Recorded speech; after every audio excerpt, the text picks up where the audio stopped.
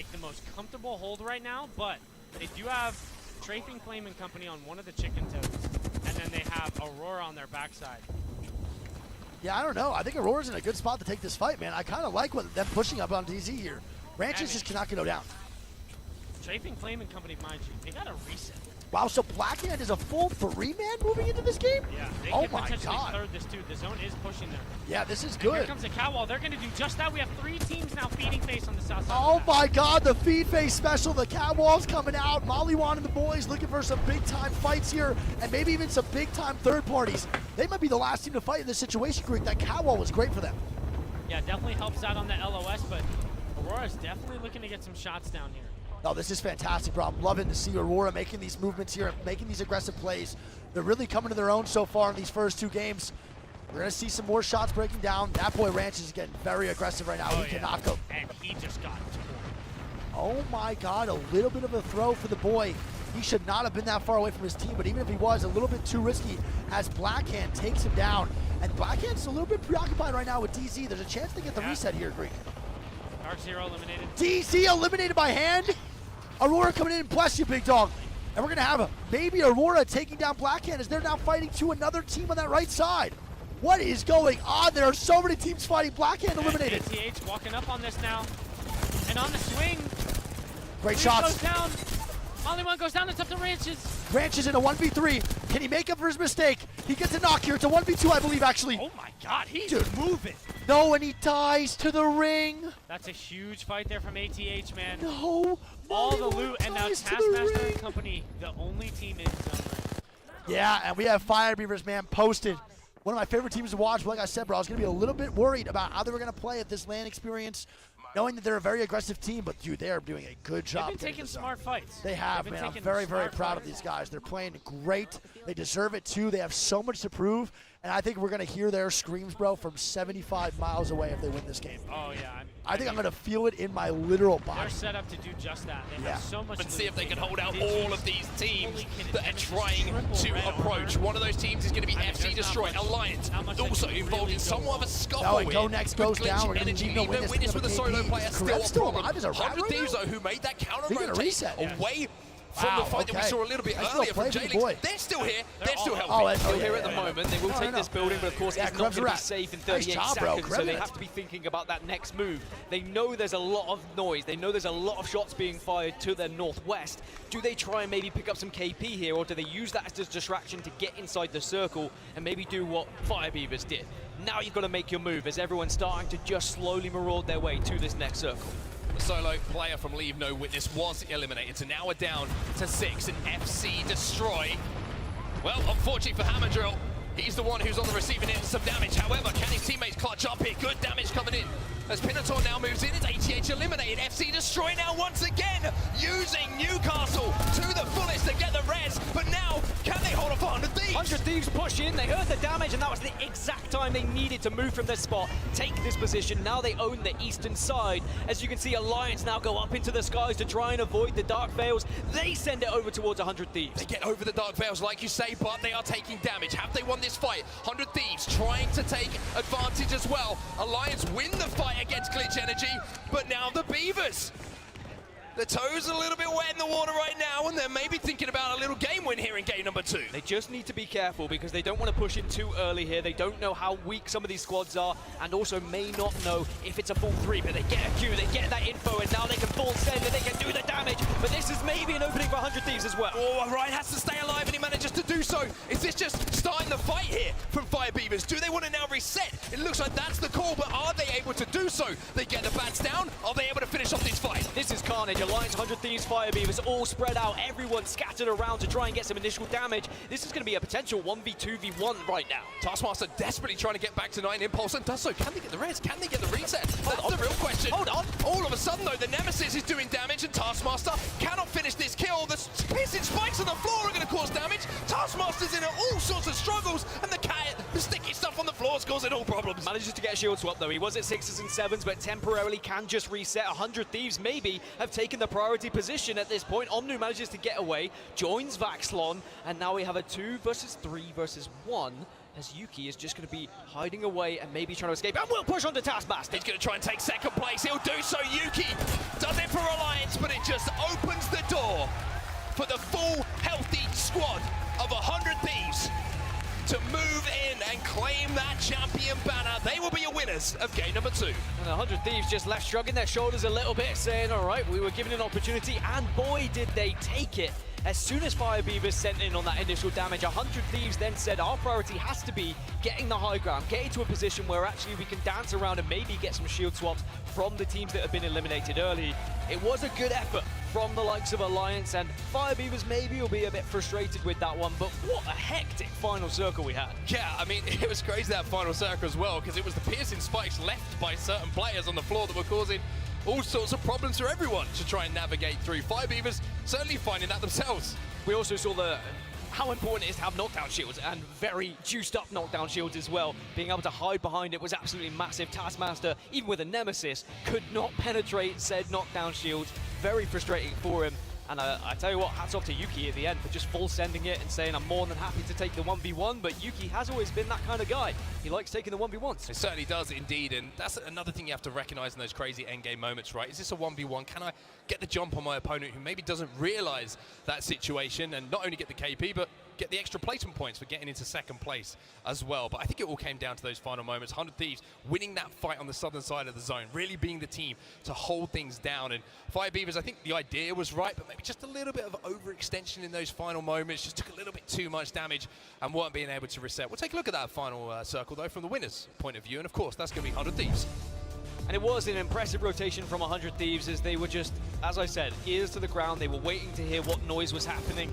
And then when they got themselves into the final circle, you always want to be the last team. I know I always say it, everyone knows that you want to be the last team to engage. They lost Omnu, and at that point you may be a little bit worried, but looking at the kill feed, they knew full well that other teams were going to be a little bit weak. And what they did well was getting onto the high ground and also sticking together, not scattering around and separating. We saw it for Fire Beavers. All 3 players at one point were taking different fights. You want to be focusing the same players to do as much damage as possible. And the fact that 100 Thieves were given the opportunity to res Omnu was of course massive. Yeah, very interesting endgame as well. It was a little bit messy, a little bit of a scuffle, you know, multiple teams finding themselves having one player go down, having 2 players go down, and then 100 Thieves kind of the beneficiaries. I think they had the most space between them and the other teams who were fighting just to maybe get that res in. Yuki wins the 1v1, like we say. And then 100 Thieves come in and just manage to mop up. But what a fascinating story 100 Thieves is coming into this tournament, right? We'll see the results of match 2 in front of you, and you can certainly enjoy those at home. But 100 Thieves, it take me back to Split 1 players, did not make that finals lobby. They missed out by 1 or 2 points, I think it was, if I wasn't mistaken. And my memory serves me right, which is always worrying to say, because we all know that my memory's not the best at times. But I remember the tweets going out saying, I can't believe, I feel like I've let everyone down, and numerous players just showing extreme disappointment. But 100 Thieves coming into this event, there's nothing like a win, Dan, to get yourselves going, to make you believe that you're going to work not only through the groups, but through that winner's bracket and work your way to go one better, be in that final and a chance to lift a trophy. As I said earlier, a chip on the shoulder for sure, and sometimes that's the perfect way to push you on and give you that inspiration. It's so difficult mentally to try and prepare yourself for some of these long days, these tournaments that can be drawn out for 4 days, and you have to be on your A game at every single moment. You can see again, the teams that struggled at the bottom, those who lost those contests, will they get a chance to do it one more time? Yes, they will, because we have Storm Point again, but this is how things look after the first 2 matches. 100 Thieves will be at the top with 27, closely followed by Naked and Alliance. And what we didn't mention from that previous screen, Alliance, with the amount of kills they had, technically they actually won that map because they had the most overall. They certainly did indeed, and they're looking strong after that game number 2. It's always fascinating to look down at the other end though, no surprise the Onyx and Oxygen losing those contests at both times. The question is, will they give up that spot? Will they say enough is enough for now, or will they continue to fight and scrape and claw to see if they can claim it as their own? But Alliance is going to be very interesting to watch, especially with the confidence that they're going to come out of that game with after a bigger KP game. But enough from us for a few seconds while the players get set up and they get ready to get into game number 3. Blaze is down on the floor with Sabs. What have you got to say? Thank you so much, Onset and Gaskin. Yes, I am down on the floor with Sabs as we have been watching these awesome matches and enjoying you guys out there in the crowd as well. But Sabs, how are you doing out here in London watching these games? I'm actually so excited because I would say it's my first time, but I would lie. I was already on the desk, I was talking a little bit, And I'm actually excited so much for seeing the finals. Yo, the finals are gonna be absolutely crazy, okay? But now, as we've been watching some of these matches on the stage, like, the first set was awesome, but even thinking about that last round right there, okay? Because he's here, he's there, he's everywhere. Yuki coming out on top, getting his team those 20 points. They got second, but they were still on top at the end. How did you feel watching that crazy moment? I think Yuppie helped a little 100 Thieves to win the game. Fire Beavers almost had it. They almost got it. I he just stole it away from him right there in the end. I hit home. We can hear the size in a home crowd. Yes, I was actually, no, 100% Fire Beavers winning this game. Then last second, Yuki is literally like, oh, hello guys. I'm here too. I'm just hopping for a second. With some of the quickest armor swaps we've seen there all year, yes. Getting it done for his squad. Yes. But now, my next question for you is, what are you looking forward to next, okay? When it comes down to this group, what's another team that you think can come out on top? I think Energy will come on the World's Edge. I think XSET too. Yep. I think like that's my two bets. All right, NRG and XSET. We'll see what they can do, all right? But that's gonna do it for me and Savs for right now. Onset, Gaskin, let's get into the next series. I got you, buddy. Don't worry. We'll get into this next game as soon as we can. It looks like the lobby is almost ready to go, so we're going to get into it as soon as we can, Dan. But it's been a fascinating one so far, hasn't it? And I had questions about Fire Beavers coming in. Would this playstyle work on that? We have seen it from Vex previously. They had to learn some hard lessons in the Split 1 playoffs, but I just feel like Fire Beavers, there's just something about them. Like, nothing can stop them at times. Nothing worries them. They're a team who are fearless when they're approaching the way they want to play the game, and they are more than happy to be patient, but actually push the tempo at the right times as well and take these fights.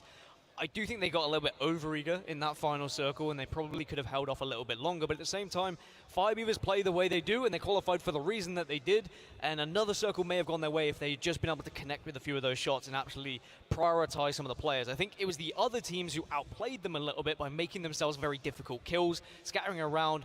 Alliance in particular really ruined the chance for Fire Beavers by just elongating that fight and just pushing them away and then frustrating them to the point where 100 Thieves were able to take the priority position. But really excited that we have Fire Beavers back on LAN. A top 3 is still impressive for them, and I think if other teams aren't wise to it, they could consistently just sneak into some of these last circles when there is going to be areas open. Yeah, and it's a team who's actually, didn't know if you knew this, just powered by pure vibes. Pure vibes. Pure vibes is what keeps these guys going. A lot of camaraderie, a lot of friendship, and a lot of hype and passion, like I mentioned.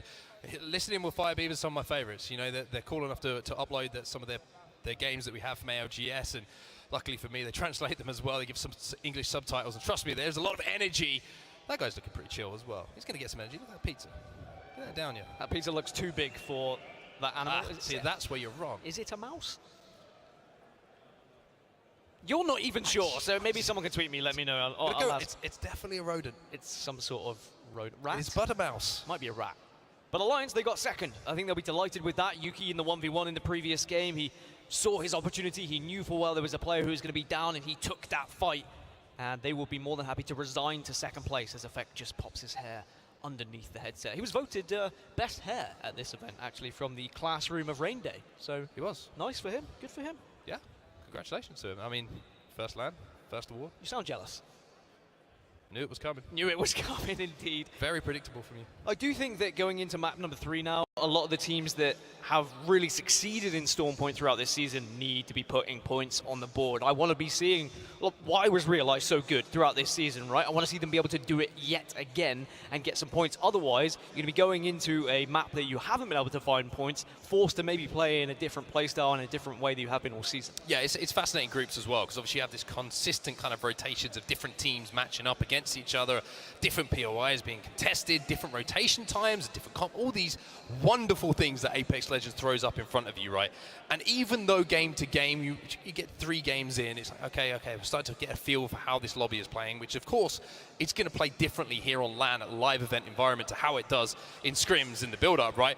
Then you flip over another map. So it's just this constant test for every team of every facet of your gameplay, how you want to play it, how you read these zones, and of course, how you execute in those final moments. Well, speaking of final moments, this is the final time in this series we are going to go into Storm Point. The game is live, the game is ready. Who's going to be top of those leaderboards when we flip over to World's Edge? And of course, we are expecting the early contests again at Barometer and Shipfall, and I do think that We have seen two teams really struggle. Oxygen, by the way, are going to be so frustrated. They thought they were going to be able to own Barometer, realize when Mena dropped over towards kind of mill area, but avoided it because of Dark Zero, and realize we'll be saying, well, we're going to stay here because we're winning these engagements. We are winning these fights.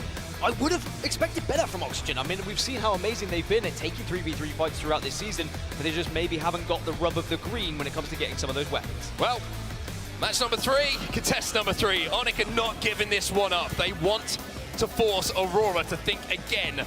Because, of course, this contest is going to continue going for quite some time because Onyx and Aurora find themselves in the same group. The last one was pretty convincing, though, in the way of Aurora. And sometimes you just got to roll the dice, open that bin, and hope there's a gun in there that's better than your opponents. It does look like Oxygen might be getting the better of Realize over towards Barometer as well. You can see in the kill feed, but for now, Aurora, they managed to get a Havoc, does cleave. He did a lot of damage in the previous game with the Alternator, but this time a very different weapon to work with.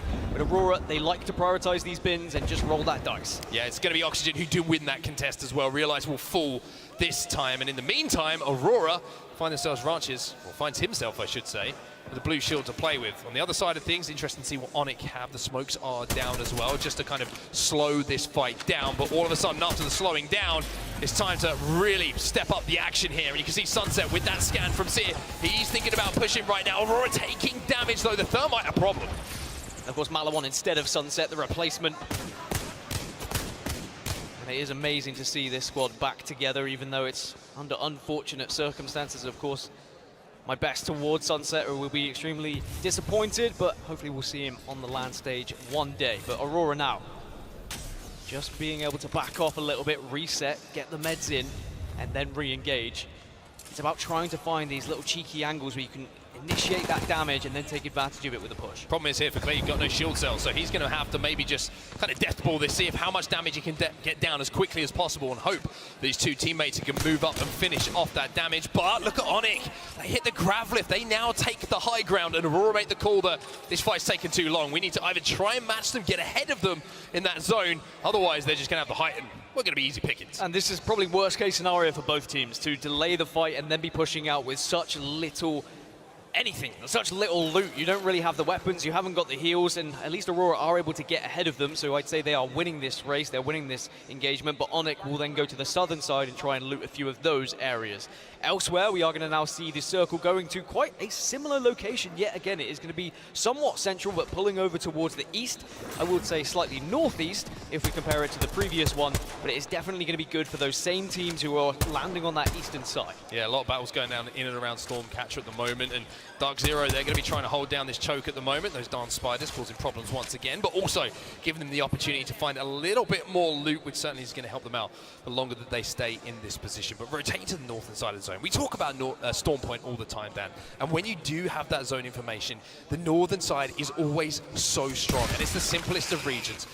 You have that height advantage, and you can hold teams out, you can harass them. And I'll tell you what, Dark Zero, a little bit blessed by these spiders. Dark Zero have been a little bit blessed with where the circles have been pulling, but they've not necessarily been able to capitalize on it, but they get a third opportunity here. But there is going to be a lot of teams that are around Stormcatcher, so this is where you've got to be careful. Not only are you trying to loot up with the spiders, then you've got to be thinking about where you're going to move and where can you actually hold. Someone's got to be scouting, someone's got to be looking. You can see now other teams have got the survey beacons, the ring consoles. They can have more information than you have, so are you going to be able to move and maybe mirror some of the positions that they're taking? One interesting thing just to highlight about the group as well is it's pretty tight between not only our top spots, but kind of as you go down place by place, there isn't a huge difference. I mean, when you're looking here, 100 Thieves leading the way at the moment, 27 points. Just behind them, you've got Naked, 23, then 21, 17, 17, 17, 17, 15.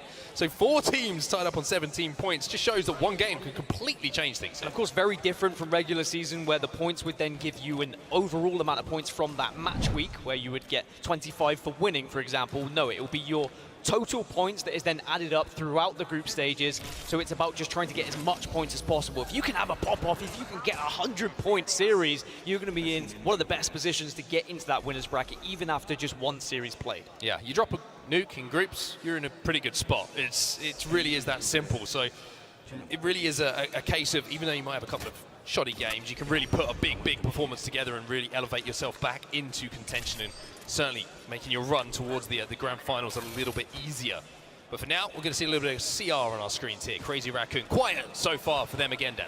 Yeah, it has been a quiet performance so far, but Again, there are a team who can just pop off. We saw it before when they get into those final circles. They are a team who really threats, as any team from any region in this tournament. I mean, everyone's here for a reason, right? Everyone has been performing well and succeeding in their region. There are a few teams who probably feel a little bit more lucky to be here than others who just scrape through on the borderline of their regions, but they could still be one of those who just steps up at the right moment, and they have that LAN performance that they will be remembered for quite some time. We almost saw Onyx and Oxygen fighting yet again on the southern side, but Oxygen are just doing the same thing. They're staying ahead of Onyx Esports in their rotation. Fire Beavers and Northeption are still going to be waiting and arriving late.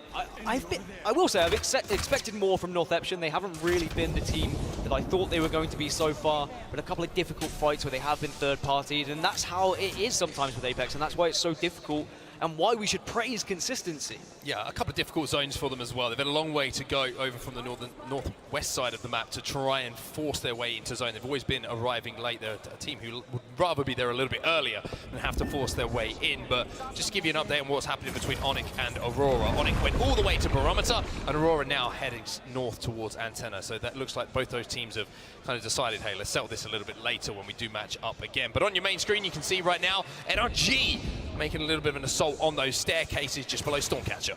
Stormcatcher is the place to be. You can see Leave No Witness, NRG, FC Destroy, Dark Zero, 100 Thieves, J-Lings. Everyone is there or thereabouts, and then you're also going to get a little bit of a scuffle up towards Thunderwatch. Alliance and Glitch at the moment. Alliance, of course, dropping over in the northeast side. They'll be more than happy to play these areas.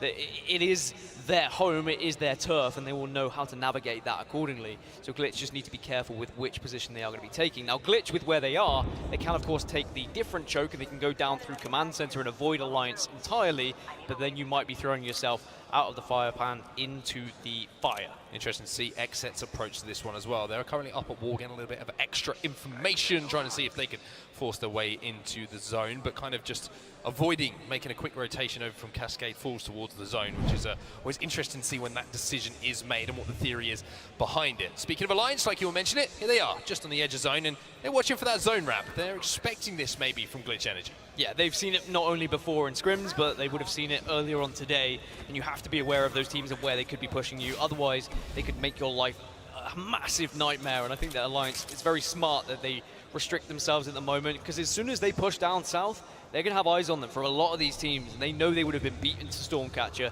so it's about arriving late and thinking smart about your decisions, as now there's going to be gun engagements going down. It certainly is indeed. It's going to be Blackhand that are trying to force the pace here, and Arufa has already gone down on the other side, so Blackhand have got time now to reset, knowing that they've got the numbers advantage, but all of a sudden, well, that's turned on its head, and Naked now find themselves in a 2v1 with 2 quick knocks back to back. Well, so good for Naked, my goodness. And they should be able to clean up. Blackhand eliminated 1, 2, 3 as easy as that, even though Rufa went down.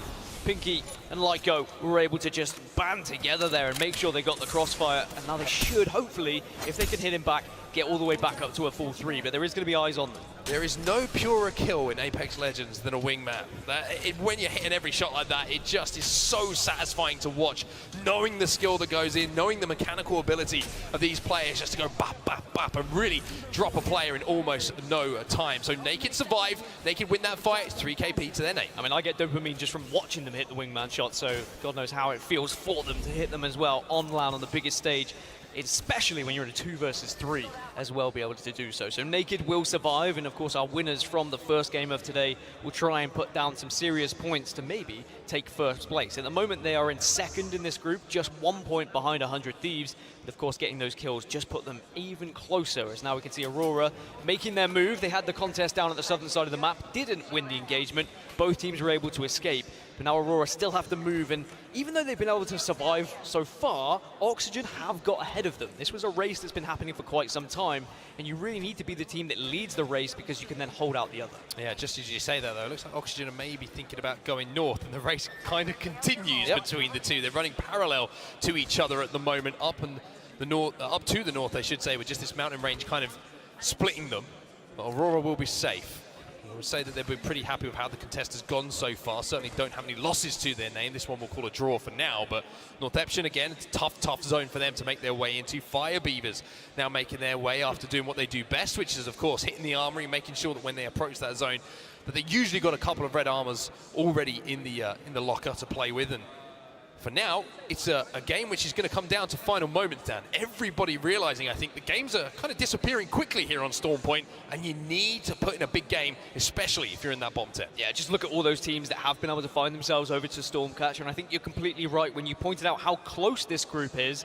It's so important that you aren't falling in the early stages, because there is points that's available. You can walk out of this group in a very healthy way, and maybe these two groups are realizing this is not going to be the group that we pick up that big amount of points, and maybe we can take advantage, I've said maybe about 6 times in a row there, of some of the teams that are going to be in the other groups, because there will always be weaker groups than other, even though I don't think there is many at this tournament. I think that these two groups are very evenly matched across the board, especially on Storm Point anyway. World's Edge might throw up a completely different result. Well, Onyx Esports, who had a nice quiet time at the start of things, managed to get out of that contest all alive and finally got to play some Apex Legends. Well, Fire Beavers have just beaten them to the zone, and they are going to run into them in just a few moments' time. Even worse, North Epsom are just behind them as well, so they could be in a horrible, horrible position if they're not careful. For now, though, on our screens, we can see Oxygen trying to kind of posture up against Aurora. Nobody really in control of this fight for now, but Aurora, they don't need to be asked twice to push if they get damaged. Yeah, they're just waiting as well for this next ring information as round 2 closes, and now they know where they need to be moving. As I look across the map feed, I can see that Dark Zero and Alliance find themselves in some of the better spots. They might be a little bit vulnerable from certain areas, but they are certainly within the next circle. And Stormcatcher, it won't be the actual Stormcatcher building that we finish on, and I think a lot of teams would have known that, and they would have started to think about that. We do move just slightly southwest of Stormcatcher for this circle.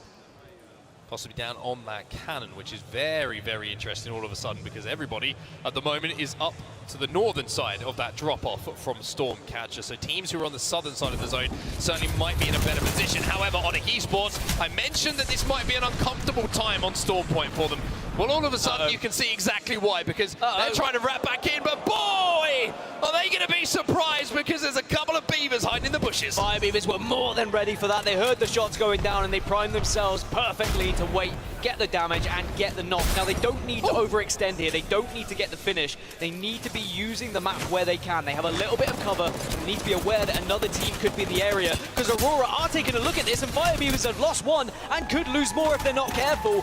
I think that Aurora might send this onto them. Yeah, why wouldn't you? You know, you've seen the knock come in. Onyx Esports, of course, eliminated in this, but can Fire Beavers now find themselves in a position to reset? Ranches will be taken down, so, I mean, this isn't looking good for Fire Beavers right now. The question is, do Aurora want to send it? You're seeing the answer on your screen right now. The answer is yes. Get up, get in the faces of Fire Beavers and try and pick up this KP. Aurora know that their rotation is going to be difficult, and at this time it's about just baiting and switching, utilizing your armor where it's available, as Fire Beavers will go down. They made life a living hell for Onyx, but Aurora will at least get sweet revenge for the team that was eliminated previously. Yeah, it's almost like, you know, is that going to be counting maybe to... I know Onyx will obviously ran into Fire Beavers, but I'm just saying maybe Aurora forced them into them. I'm just trying to give a win on I'm just trying to wipe Genome up, okay? I will say Fire Beavers maybe could have backed off and perhaps didn't have to get so heavy on their push, similarly to the final circle that we saw previously. But at the same time, they're probably thinking, all this noise, we might just be vulnerable from behind, so perhaps we have to push this advantage. Maybe we can then get shield swaps, and who knows, maybe the team below isn't going to push. A very difficult scenario to try and navigate. Yeah, interesting to see Fire Beavers didn't use all the utility and ultimates in that fight as well. You saw the thought of the black hole going down, but I think they just thought they had enough damage. But one team who's taking damage right now is ATH. You can see the Black Low is down. Black is trying at the moment to get back to his feet, but now you can see Trinity fall over. You can see Asleep trying to do what he can to keep his team in this game. This FC Destroy poking across once more. You can see Hammer Drill trying to get into a position alongside his teammate to really put some pressure onto these two teams and try and hold this ground. And not just that, now Crazy Raccoon also joining the fight, also managing to get Seer Ultimate down. Exhibit is going to give them so much information as to where those players are, and maybe they can just pick up the pieces. But Oxygen also hear what's happening. You can just see them hurtling themselves down the hill. They want to get involved in this fight as well. It was the best example of a Geronimo you'll ever see coming in from Oxygen Esports. They slid from the northern side of this hill all the way down, and they smell KP right now. If they can clear this side of the map, not only will they come out of it looking good as far as point from kills is concerned, but they clear the entire side of this southern zone. And it is crazy watching the map overhead at the moment because there are so many teams who are just looking towards this southern side as Crazy Raccoon get eliminated. Oxygen have done the job to clear out the majority, but FC Destroy will still be alive. Elsewhere, 100 Thieves just holding off Aurora at the moment, who want to push inside this building. They want to take the fight to 100 Thieves. They have to. The problem is as well, you can see there's other teams in the vicinity. This is where you have to be careful. You have to approach these situations with a little bit of trepidation, knowing that if you're not perfect, then all of a sudden the team will ruin your game, even if you win that fight yourselves. But Aurora, what a story this would be. Glitch Energy eliminated in the meantime. 12 squads now remaining with 60 seconds or so until that zone starts to force these teams in towards each other. They want this, Aurora. You can see it.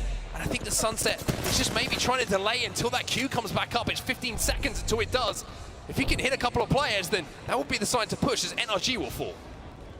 So Aurora just holding these angles. No one's really stepping out of line at the moment for 100 Thieves, but someone's got to move. But now as soon as you get this queue, this is where it's big for Aurora. If you can get a solid hit and you can silence an entire team, then you could definitely push. And it's why we see teams get the aggression down as soon as that CAQ comes through. Bangalore ult isn't going to do anything here. Ranch is just trying to bait at the moment. Trying to see if he can get some damage out, and you see 100 Thieves are taking the high ground. The black hole goes down, but won't be effective. Evac tower going to be called in here as well, and I just wonder if they're going to use this as a little zip line to take the high ground off of 100 Thieves. This is a big, ballsy play coming in here from Aurora. They want to, but I think they heard Vaxlon was on the roof, but Vaxlon now backs off. Ranches goes down, and again, now they could use this to get on the high ground if they want to, but they're also well aware that there is going to be players who could just poke out of the window, do some damage. Utility is going to be huge here. Grenades are everything if you've got them available to you. But there is a lot of heals that are being used. Dark Veil goes down, and 100 Thieves said, we are out of here. 100 Thieves make the cross. They cut the zone, and they leave Aurora behind. Aurora might be able to use this Dark Veil themselves now to maybe shadow them, to maybe mirror them, as 100 Thieves just run into a hail of bullets here underneath Stormcatcher. Yeah, Stormcatcher is just going to be a breeding ground for gunfire at the moment. There are a few teams that have been able to go to the southern side where this circle is pulling, but a lot of teams are still stuck in Stormcatcher, and they have to move in 10 seconds. Leave no witness. 100 Thieves, Jay Lings, North Eption, Alliance, Aurora, they all are in the same vicinity. We are going to see a lot of players fall. Little bit of action coming in for Dark Zero as well. You can see Zero in that kill feed taken down. Hammer Drill from FC Destroyer. Now 100 Thieves. Here we go. They're going to take to the skies, but is it going to be the damage that they want to see? The answer is yes. They get that first knock, and now they can take their time. They can reset and re-engage with this fight when they're comfy. FC Destroyer eliminated on the southern side. Dark Zero still hold prime position right now. I will remind everyone they are in one of the best spots to win this game. But of course, anyone arriving late, if they push correctly, could still be a real detriment to their chances. As 100 Thieves, they're trying to break the walls down like Chris Jericho, and they will be able to take down Leave No Witness. Leave No Witness will fall. Just a solo player left alive. 100 Thieves chunking away in that initial fight. And now looking maybe to turn their attention back towards Aurora and Alliance. It's Aurora who are still alive. They are calling in a respawn beacon as well, as one player did fall. But look at North Eption here. North Eption in complete control of these staircases just above where Dark Zero find themselves. Also naked in the vicinity. So two APAC North teams again, Dan, involved in our endgame. Yeah, we've got about 5 teams on the northern side. Naked hold the eastern side right now, and then Oxygen and XSET are on the southern tip. Dark Zero hold dead middle, and they will be having the best position, but at the same time, if they get pinched, if several teams push at the same time, they could be in a vulnerable spot. So they need to make sure they are set up, which I'm sure they are, because they have the ability to do so. Their main concern right now is probably XSET. As for North Eption, they will be able to hold this kind of northeastern side, but as they move in, it's about whether they get pushed by the teams that are above them. That's what they're worried about right now, is the height advantage that some of these squads have.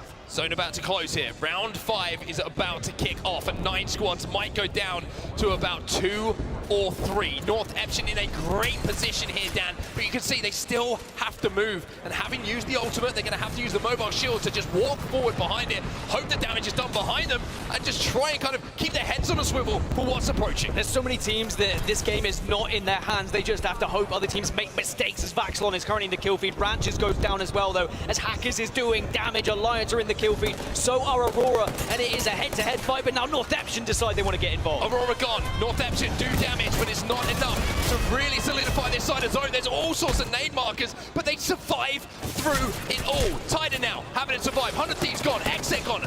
Also, Jailings will fall in these final moments, and Suzuki will go down as well. North Epsilon eliminated, Oxygen eliminated, 3 teams remaining. And it was Naked again. Naked's fights have been incredible today, but now they've got to go up against Dark Zero and Alliance. We have 3 of our giants from each region at the moment, all going toe-to-toe. Dark Zero have held this position for so long in the game, and now they're trying to use the positions that they've been able to hold down. They can just seek out Naked here as we see the sight line cut off by Alliance. It's brilliant as well because Effect went down. Now they have completely cut the zone, even though they will be able to get Effect back to his feet.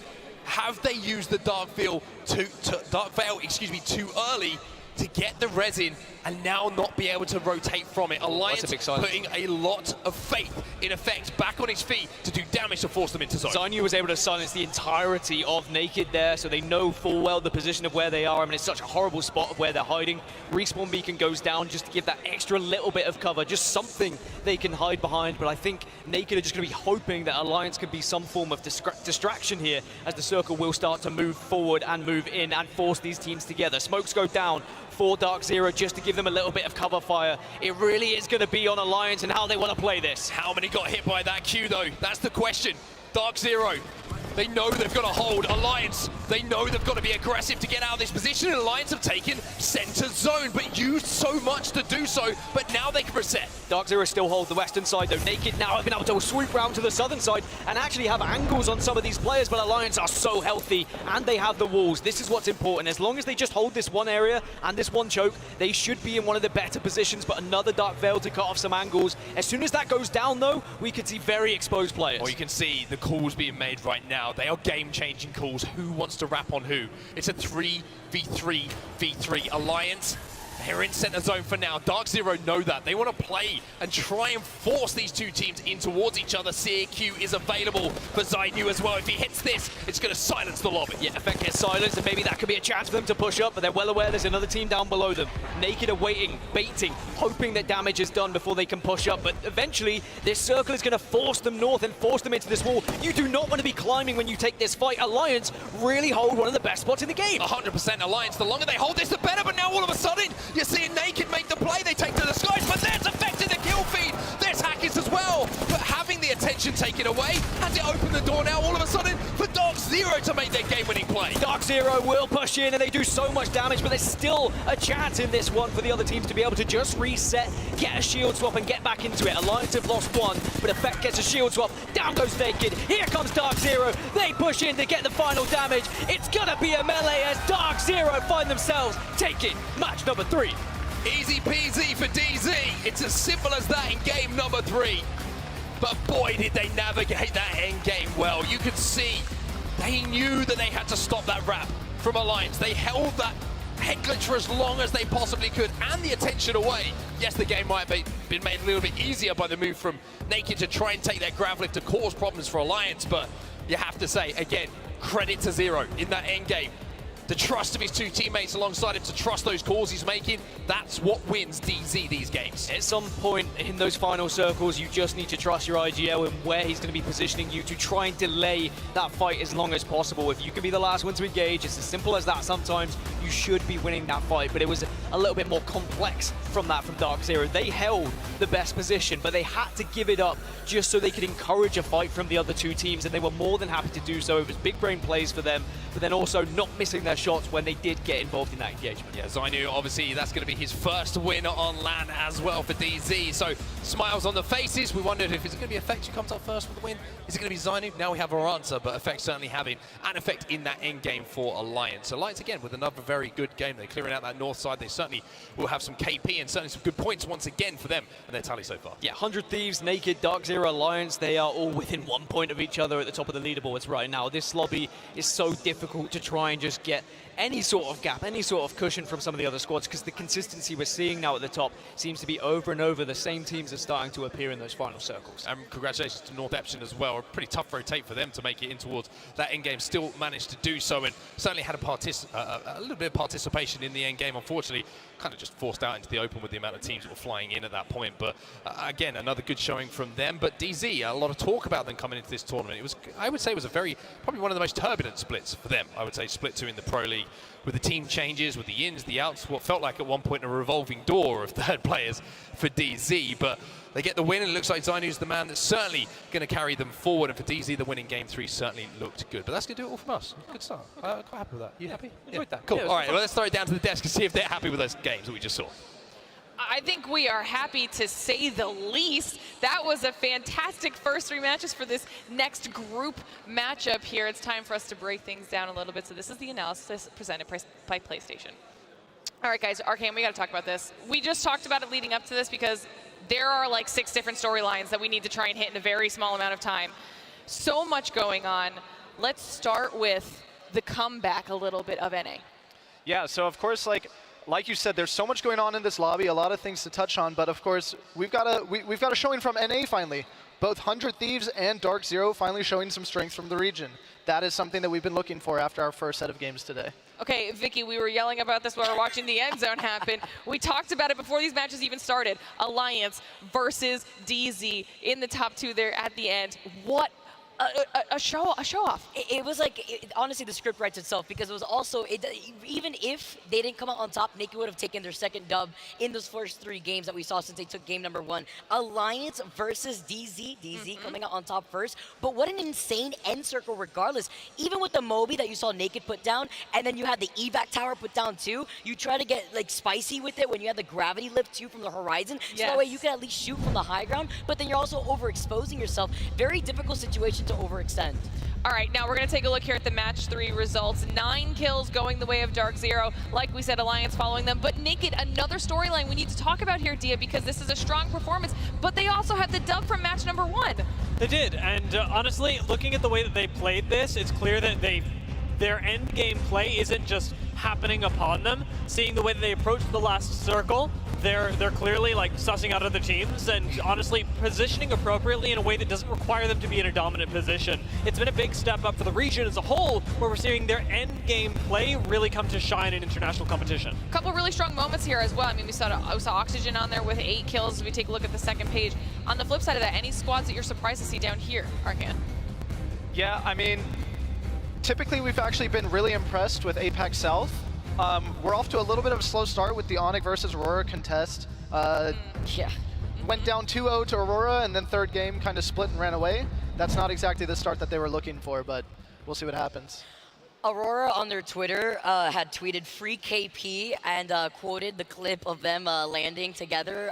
So that's going to be interesting to keep in mind once they fare against each other again. What do you think? I will say again, it doesn't look great for Onyx. Like, it's not an awesome look when you're jumping in. However, because we're just in the group stages right now, they have this time to actually figure out the contest in a very high-stakes lobby. This could very well be Onyx preparing for when we get to those winners and losers brackets. I like that. I like that theory. We'll take a look here at the series results. 3 games in for these teams, and it is DZ and Naked tied because of that performance at the top of our leaderboard, tied with 100 Thieves, 1 point behind his Alliance. Vicky, this is neck and neck. Are you kidding me? I mean, after the last group, what we saw was like, you know, I want to see a top 5 in our next group to be close. I wasn't expecting a 3-way tie, and Alliance by 1 point, sitting in that 4th place spot. This really does highlight how close in skill these 2 groups are faring against each other. And it really shows also that we've got a little bit of a point sponge going on right now, Dia, compared to the teams down there at the bottom. They're just not able to get some of those numbers on the board in the way that they would really hope to. It's true. I'm just taking a look at the way these points will shake out now with 2 of the teams that are tied for first place starting off in Group A. I mean, they're going to be feeling a lot more comfortable, but it also causes a lot more problems for the rest of the teams in Group A because there simply aren't as many around. It's going to make it so that, yes, you know, you can relax a bit as a team like Dark Zero or Naked, but going on from here, things are going to get really tough for anybody who isn't in the top 10.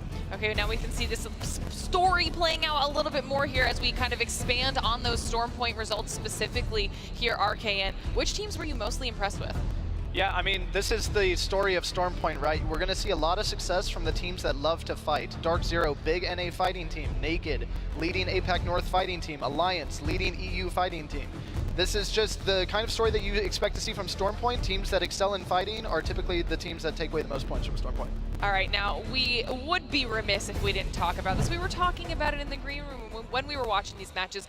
Let's deep dive DZ just a little bit. I mean, team that shows up on land time and time again. People have to be looking out for them when they see them coming, and now we've got such a strong performance here in this third match. Talk to us about it, Markin. Yeah, I think no one is surprised that Zainu has really shown up for the squadron, especially with the mid-split roster change. We're talking about rising NA talent here. Young kid, really just got a lot to prove here on LAN, and boy is he doing it right now.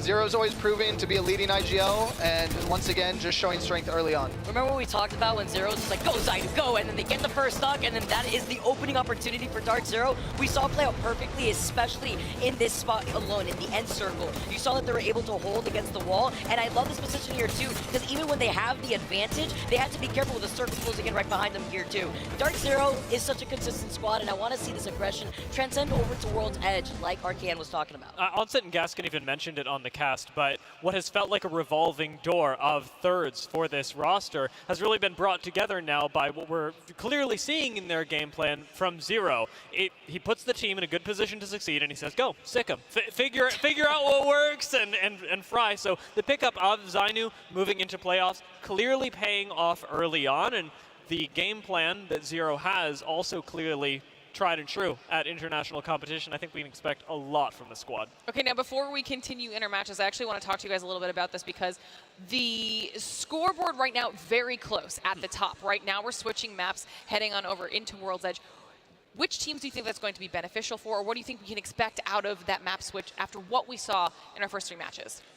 Yeah, so World's Edge, you know, is typically the map that favors more of like a positional zone play style. That's not to say that Edge teams don't also find success on World's Edge, but right now our top 4 is dominated by like 3 fighting teams and then only 1 zone team, which is 100 Thieves. So expect to see possibly a big move from 100 Thieves here to try to close out the set. That's actually really exciting too, because it's kind of very similar of what we took away from a previous group playing off against each other with their results, looking at Luminosity and how aggressive they could be on Stormpoint, now transitioning onto World's Edge. I'm actually curious, will these composition swaps now from Stormpoint into World's Edge allow these teams to play more of that passive-aggressive playstyle, Dion? That's what had me wondering as well, because I was thinking specifically of North Eption moving into the next match, because they were running Newcastle, Bangalore, and Bloodhound. They're opting to go without a beacon scan, without the ability to look at next circle.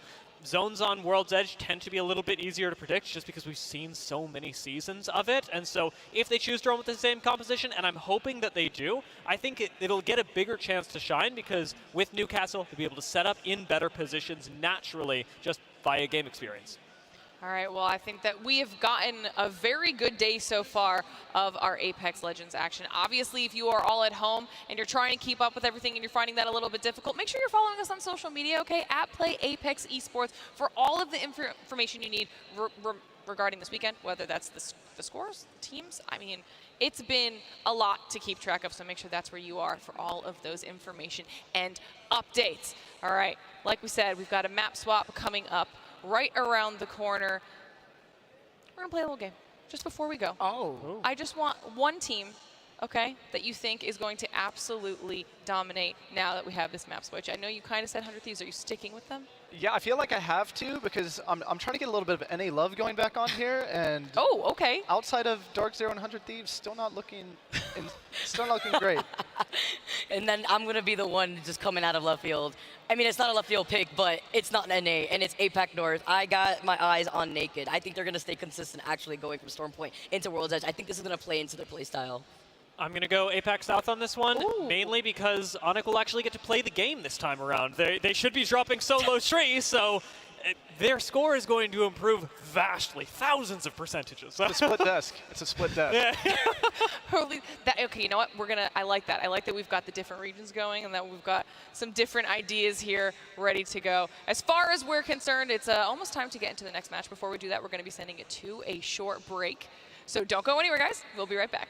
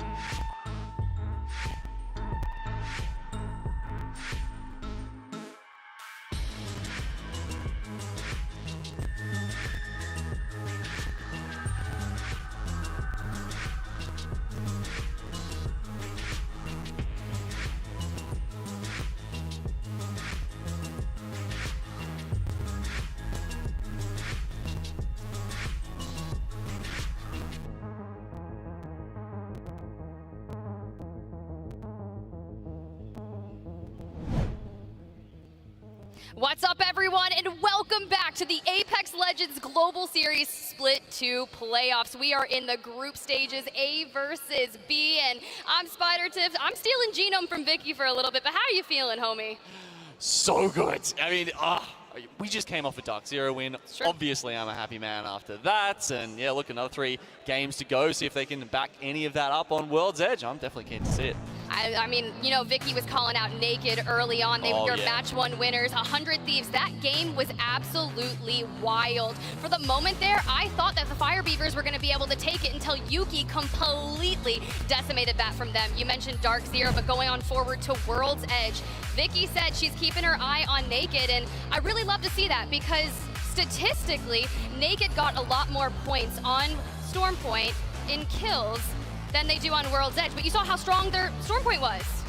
Exactly, and you know, yeah, now that we go across the World's Edge, everything changes. We get different contests, different legend compositions, so much. And as we can see going across the map here, we don't have, I believe, quite as many contests in this group as we did in our first series of the day, Tiff, but we do have some. Down here in the southern side of the map, it's all okay. North Eption, they get stacked and Big Maw to themselves. You can see actually maybe a bit of a you know, contest. Well, I feel like it's not quite a contest, but it's just like who gets Mirage à Trois, right? Yeah, you're not wrong, but my eyes are going to be on Onyx. Dia said it right there. They get uncontested. They don't have to deal with Aurora, at least off the rip for World's Edge. But Aurora, no stranger to contests. They're doubling down in Harvester. Yeah, that's the one that we want to have a look at because Dark Zero are going up against Aurora. We saw them really put paid to Onyx in those first 2 matches, and then, you know, they kind of went their separate ways in Game 3. Now, they're warmed up, they're ready to go after those contests, and they've got to take that to, I'm not going to lie, a harder opponent in Dark Zero. They definitely will, and I know we were sitting back there in the green room just amped up, ready to go, and as that contest was going forward for the first few matches, I'm sitting there screaming for Aurora, and you were like, what is happening, Onyx? And I don't know if that's a regional thing or if you were sitting backwards and missed a couple of things, but maybe we need to go back to class. Yeah, Onyx, you know, perhaps could use a little help on that one. Okay, that's the one change we've seen to Harvester, of course, with that extra loot down the middle. It looks like Aurora are going to be the ones to grab some of that. Hey, sometimes you just gotta get an alternator and get in on their melee for a little bit of a help, and just like that, you said it, Genome. Dark Zero was gonna be a little more hefty for them, but Aurora come out in style. That loot in the middle is quite important. You know, had a little bit of a chat to some teams who've used Harvester as a POI before and tried to get a sense of how these contests do play out at this POI. And as you see, the emotes come out here from Aurora. Yeah, you can see them getting that, you know, honestly is a big factor in the fight. That said, also heard it can be a little bit random at times as well, right? It's not... you know, it's 50-50. We call it that sometimes. I think it's actually more 50-50 on Harvester than it is on some other POIs. It definitely is the case. Well, Maliwan, switching on over to the Caustic, we've seen a few people elect to utilize the Caustic for World's Edge in particular, and it's not a bad choice because Maliwan is such a strong player on the Caustic from what we had witnessed from Aurora, especially back into Split 1 when this was actually the trio for the team, and too bad Sunset, PK, MK, they can't be here, but still very strong. As we get a good look at the map, Genome, NRG, that's not a bad one for them. Not too bad at all. Having a look at that, it seems like Oxygen might have got Mirage à Trois to themselves this time, but you know, NRG not too worried about that when they are dead center of this circle, as you say. I wouldn't be calling this one straight away, though. I think there still is a chance it pulls down to the southern side of those mountains there into Thermal, but most likely, I think, yeah, maybe up in the staging kind of area. So I look for teams like J-Lings Esports to kind of hit the head going. They're rotating immediately fast, but Alliance, who lands Thermal Station, they're not necessarily going to be leaving that POI anytime soon. I think you're right. They may elect to play those houses just north of Thermal, but I'm keeping my eye on Onyx, who did not have the best performance in Stormpoint. They have to make up for their points here, right? I mean, yeah, 2 games they essentially didn't get to play, just straight out 20th place. Or thereabouts with the contest, so yeah, it's really up to their World's Edge here, where they do get Tree uncontested. oxygen as well. You can see they were able to grab Mirage Atois, relatively uncontested, as Nenergy basically went to their normal positioning there. Guild the only one with a purple shield, and Nathan and Sweet stuck on Napkin, as Nice Wig would say. I love when he does those armor checks. He's like, napkin, napkin, purple. All right, looking a little further afield. We've got plenty of teams here, some of those more edge, style teams, tier fright, like North Eption, still hanging around stacks. I've got time to come in. Leave No Witness, they're set up pretty early. Realize Glitch, Aurora, all coming in now. Now that they've won the contest at one of the best rotating, if not the best rotating POI in the entirety of World's Edge. That's why those two teams are fighting over it. We've been seeing a lot of Loba here today, and it's been really impressive utilizing the black market to be able to grab attachments for your weapon. The Nemesis comes stock with 20 bullets in it, so if you can grab yourself a purple mag, it just makes such a large difference. And we did just have a crafting rotation change as well. It's going to be the Skull Piercer and that purple sniper stock, so I can imagine a lot of charge rifles in the hands of some players. Yeah, Chargy, look, they took 2 bullets out of the chambers, and it's still, honestly, I don't think it made that much of a difference. Players still keen to pick it up, still does the same thing, still hits hit scan, and from that point on, you're going to be happy to have it in your hands. I was about to say, especially when there's less Valks in the lobby, but of course we're having a look at one of the teams who still is opting to play that that legend. Obviously not really going to come that much into play this game, or at least I wouldn't have thought, considering the circle's right on them. 0 rotation really needed for NRG, just the setup, but they also have the heroes, the legends for that. They've got Rampa, and they've got Nathan on the Loba. Skull Piercer on the 30-30, so they're just going to be looking to hold that position, level up their Evo shields to the best of their ability. Renatricky going down, but we're talking about the rotation, and it's kind of crazy, right? We have Fire Beavers, North Eption, a lot of teams that don't necessarily want to make their way, but the action is starting to unfold.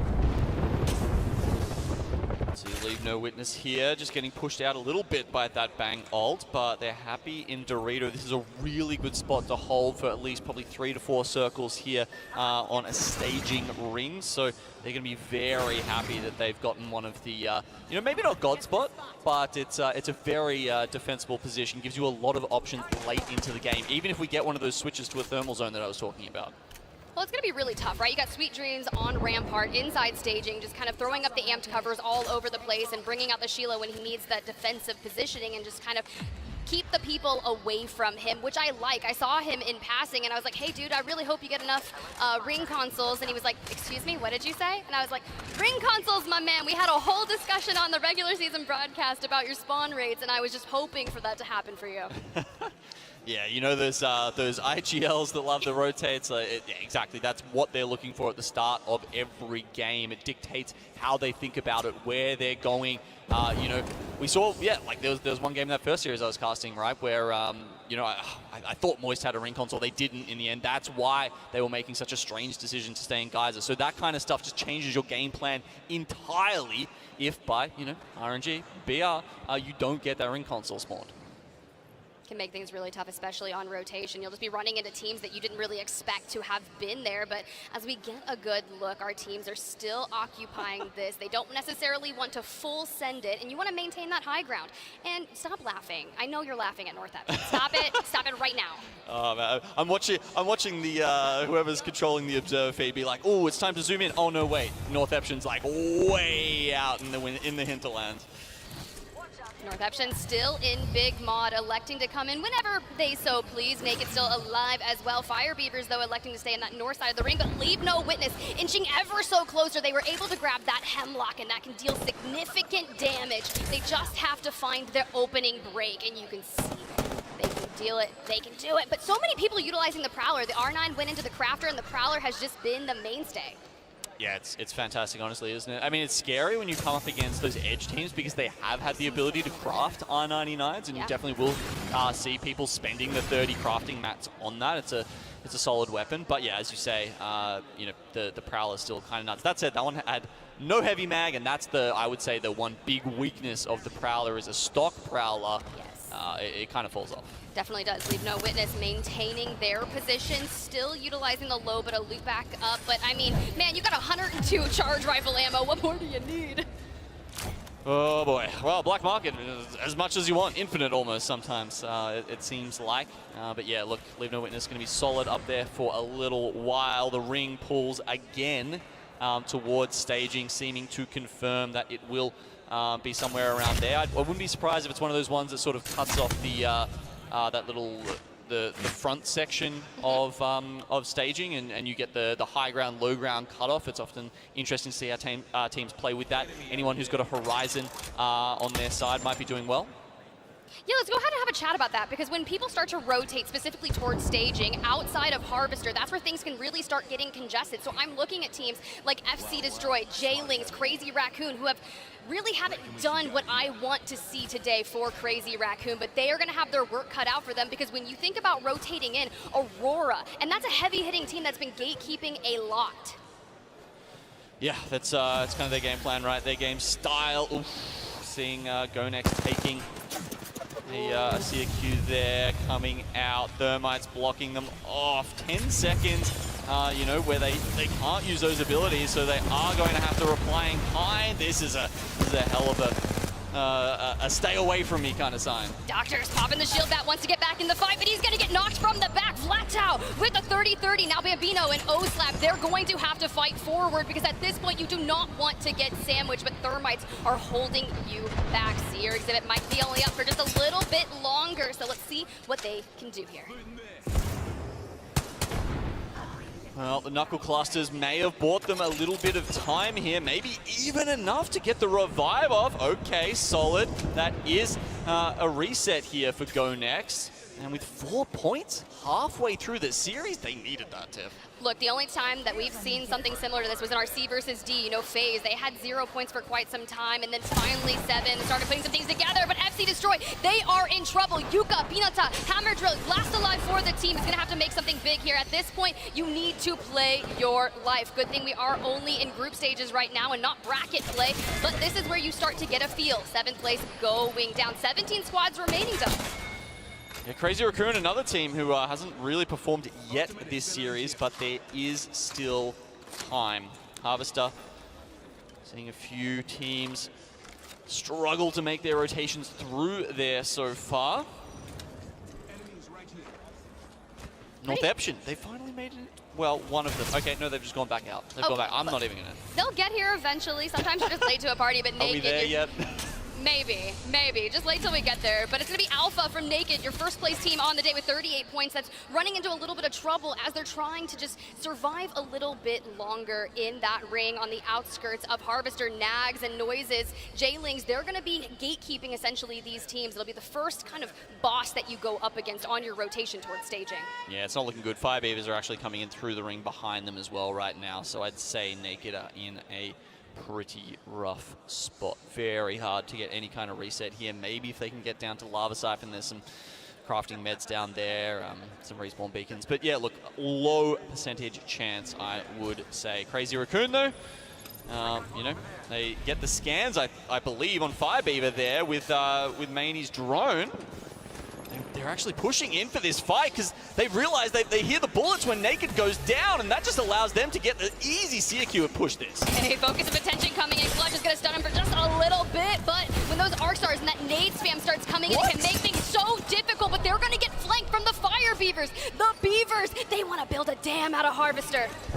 No shot, they actually come out on top of this. They were caught completely off guard. Their position revealed to Crazy Raccoon, and somehow they still don't win the fight. That's honestly something that Crazy Raccoon are going to have to go back and look at.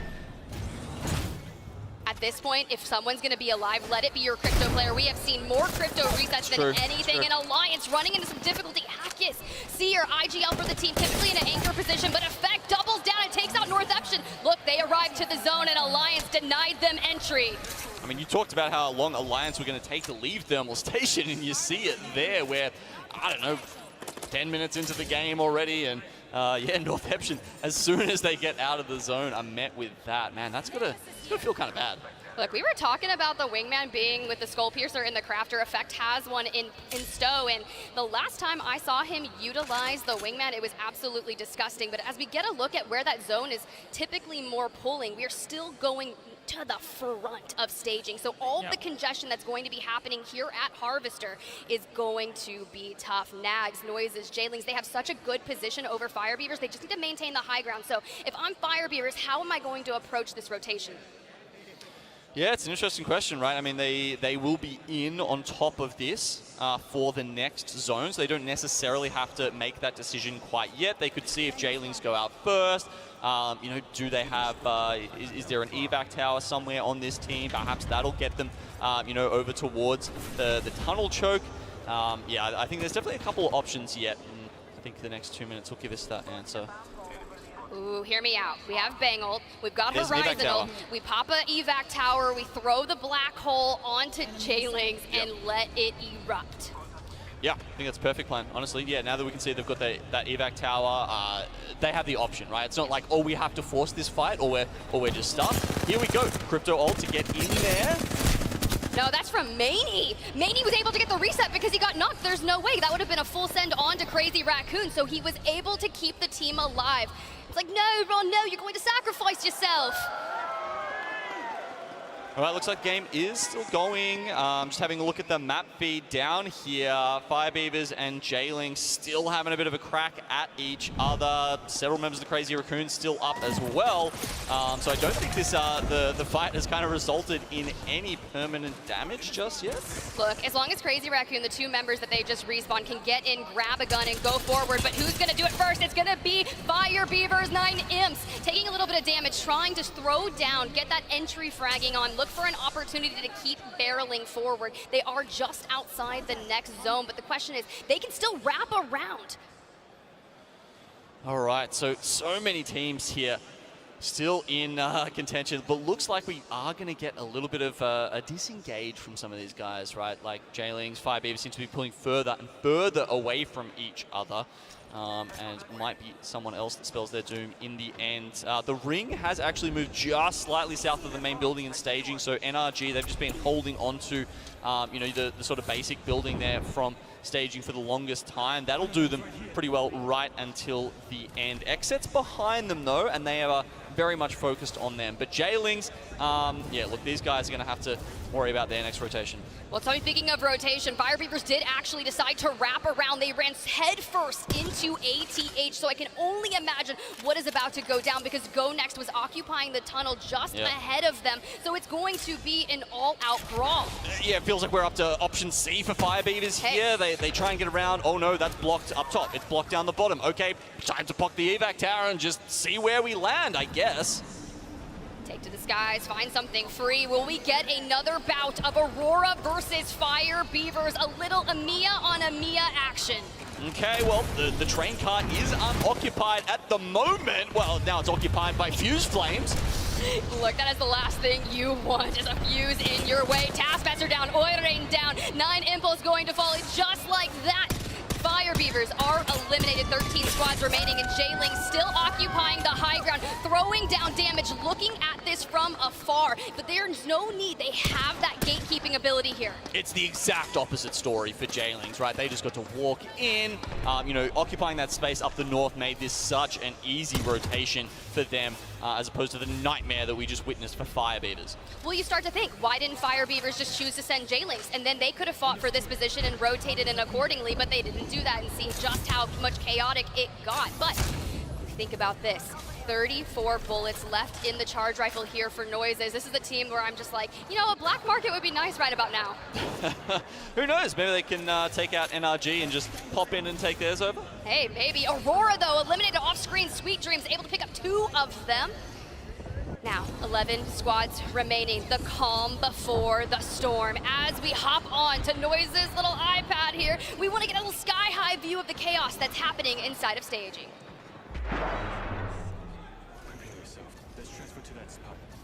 EMP is ready to go here. We've got JMW fortified this position very well. Exit, I believe they're playing underneath. Just having a look at the map view right now, I think they're directly underneath NRG. But all 3 of those teams, Jailings, Exit, NRG, looking kind of good to just come down to that next circle. And then you've got people on the train tracks up the top who are looking not too bad either. Go Next and Crazy Raccoon, but we're about to see in the next 20 seconds, those three teams have to go at it. EMP being brought out. Looks like JMW's gonna go down. Let's jump on board with NRG. Sweet has the shoe out. Let it sing. Guild, I want to see what you can do, my man. And just like that, they're able to grab a knock onto Nags, a full onto JMW. Noises is hiding out somewhere, and he must be found. Solid from NRG here. Wow, I mean, I thought Jailing's position was pretty good there, but yeah, look, NRG better. Apparently now up with the double reds, they got the zone gifted to them, and that's exactly the kind of thing that I would say Sweet usually converts.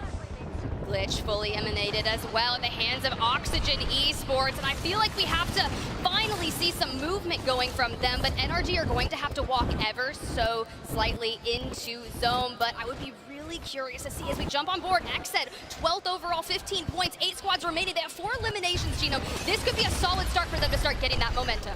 Yeah, definitely Xed. Looking not too bad there from underneath. NRG all of a sudden just run into a plethora of grenades. 100 Thieves are going to completely eliminate. That was over in just a flash. Alliance out as well.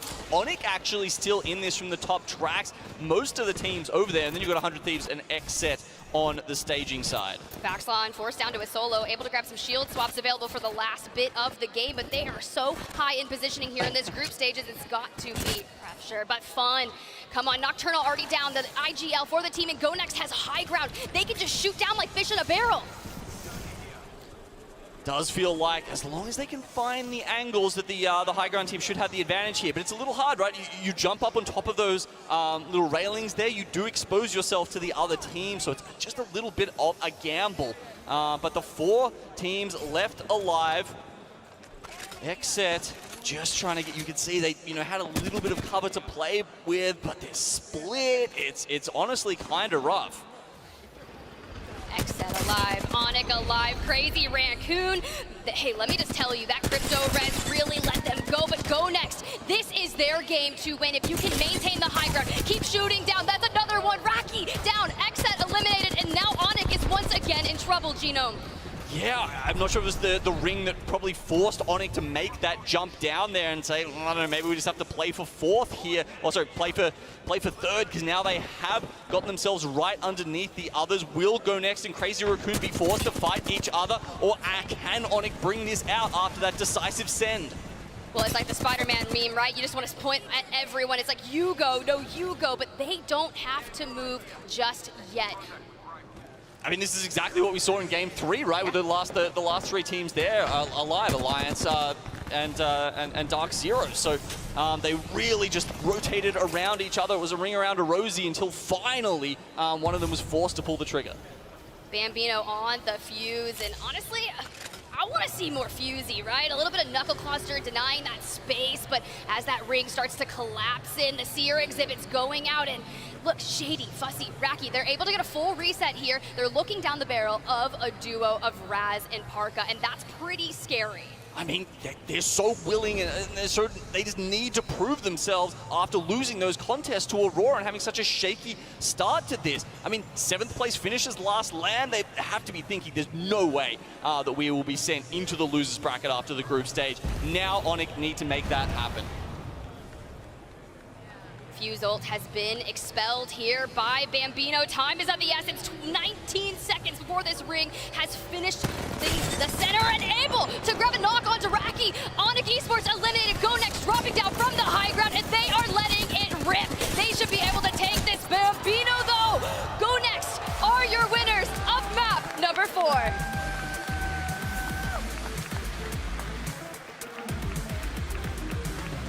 Love that finish from them. I mean, I was about to say this could be a heal-off, right? I mean, most zones have been eliminated where you've got, buildings stacked on top of each other, and, you can even possibly have that sort of zone where, a team could have stayed up the top there, a team could have stayed in the tunnel, and they could have just tried to heal off, but no, Go Next, say, okay, we're just going to go for it. They go straight through the piercing spikes, through the Dark Veil, and still come out on top. Look, this is really tough, right? They just announced this is the former Eternal roster on June 29th, got signed by Go Next Esports. So getting that initial victory on land just has to feel so good. it's a big moment for them, I think. You know, any win, doesn't matter, you know, with group stage, brackets, whatever it is, it gives you such a huge amount of confidence, and it makes you feel like you're, you know, on top of the world, frankly. I am on top of the world, actually, Gino. I'm standing next to you. I'm actually 6'3". Who knew? Nice. I know, right? How's that feel? It feels good. It does feel good. I can look people in the eye now. Yeah. Well, I think they're going to be able to look each other in the eye as well after that one. They're, yeah, they're just going to be feeling fantastic. I think they played it really well. Obviously, yeah, those lower ground positions looked a bit sus, right? Every time someone went down there, kind of got finished off. Onyx, so it was X at first, I guess. Sure, it gives you like maybe what was that, like top 5 position or something like that. And then as Onyx goes down to finish them, you know, maybe you grab 1 or 2 extra placement points at that point, but you've also kind of signed your death warrant. You really did, and to be fair, this World's Edge, the first time we're seeing it for Groups A versus B, was rather difficult, right? We saw a lot of initial rotations and then backtracking from that and trying to find another way, and it just seems like their macros are being tested. Yeah, I mean, staging's a funny one, isn't it? Because you know, you get that kind of zone. Obviously, the team that lands there just stays there, as we saw with NRG, and then you kind of have to gather around it, and then it's like you're all just kind of jumping in the pot at the end, and you just get boiled up. But yeah, the last one to kind of do that generally is one who can come out on top and go next. Certainly managed to engineer that situation for themselves. Doing everything that they need, and as we get to see the ends of the celebration, we get ready to go for the next game, and I can't wait to see how that goes. I mean, do you have any predictions, Gino? What do you think? What do you think we're going to see for map number 5? I'm really looking forward to seeing the contest once again. You know, DZ taking the L this time. I believe the coaching rules got changed so that you're allowed to talk after your team goes down. At one point, you couldn't talk until the end of the match. Now, if that is the case, that means they've had so much time to discuss what and how to change that initial contest to win it next time. Oh, that's really interesting, as we got the stats for Go Next here from that map. Bambino, 3 kills, 7 assists with 2,400 damage. And how much do you think of that was from the Knuckle Cluster? Bro was probably just popping it out, dealing damage all over the place. Yeah, look, that might be something to check out on ALS and grab some of the stats there.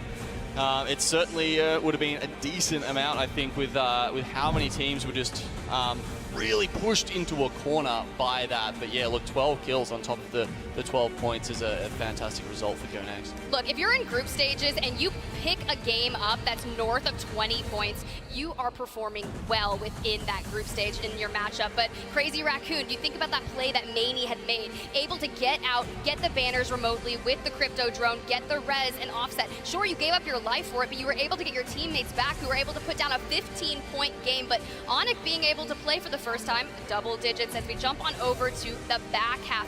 FC Destroy, Naked, North Eption, Fire Beavers, some teams that I had been performing on Storm Point, but not necessarily on World's Edge for the first time. Yeah, I mean, even Aurora, right, they get 3 KP from taking out DZ at the start, and that's about it. There's only one more placement point in it for them after that. So having a look at how the group looks after game 4 here, we can see Alliance with that consistency coming in on top at 45. 100 Thieves, honestly surprising me a little bit how well they're performing here. Let's see if that continues for the rest of the tournament. Naked, a team a lot of people were talking about that you know, maybe some people hadn't heard of as much before, but were underrating coming into this tournament. Sitting on 38 is also a great result, and another one for APAC North. You know, I've been really impressed with APAC North thus far, and EMEA as well, especially now that we're getting to see Alliance in effect for the first time here on LAN. And hey, it's paying dividends, right? 45 points, but only 3 points are going to be separating first through second, and we still have 2 more maps. Exactly. Still a couple maps to go. I mean, we're looking at, you know, 35 points is kind of what you're targeting per series if you want to get into the winners bracket. So, you know, some teams already eclipsed that. Yes. Some teams still have quite a bit to go. Maybe they can make that up tomorrow. Maybe they can make that up later today. Hey, we're just going to have to wait to see. Hopefully some teams can get that 35-point threshold. But we're going to cut to a quick break. Go get some water. Go hydrate yourself, because we have 2 more maps to go. Can Alliance clutch this one up?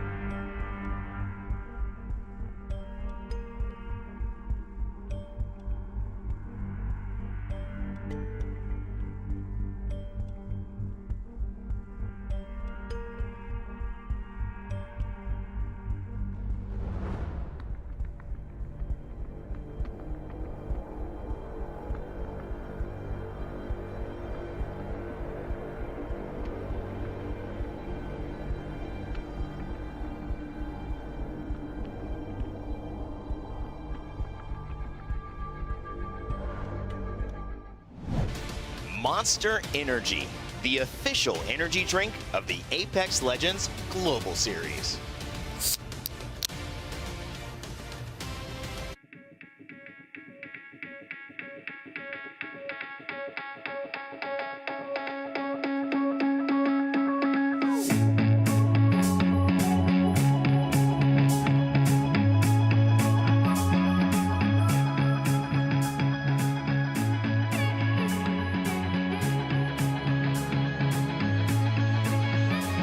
I'll make sure everyone makes it home. We're a team. We look out for each other.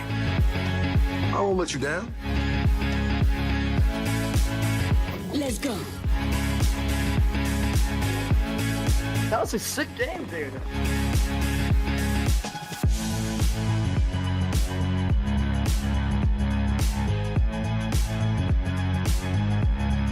No one gets left behind.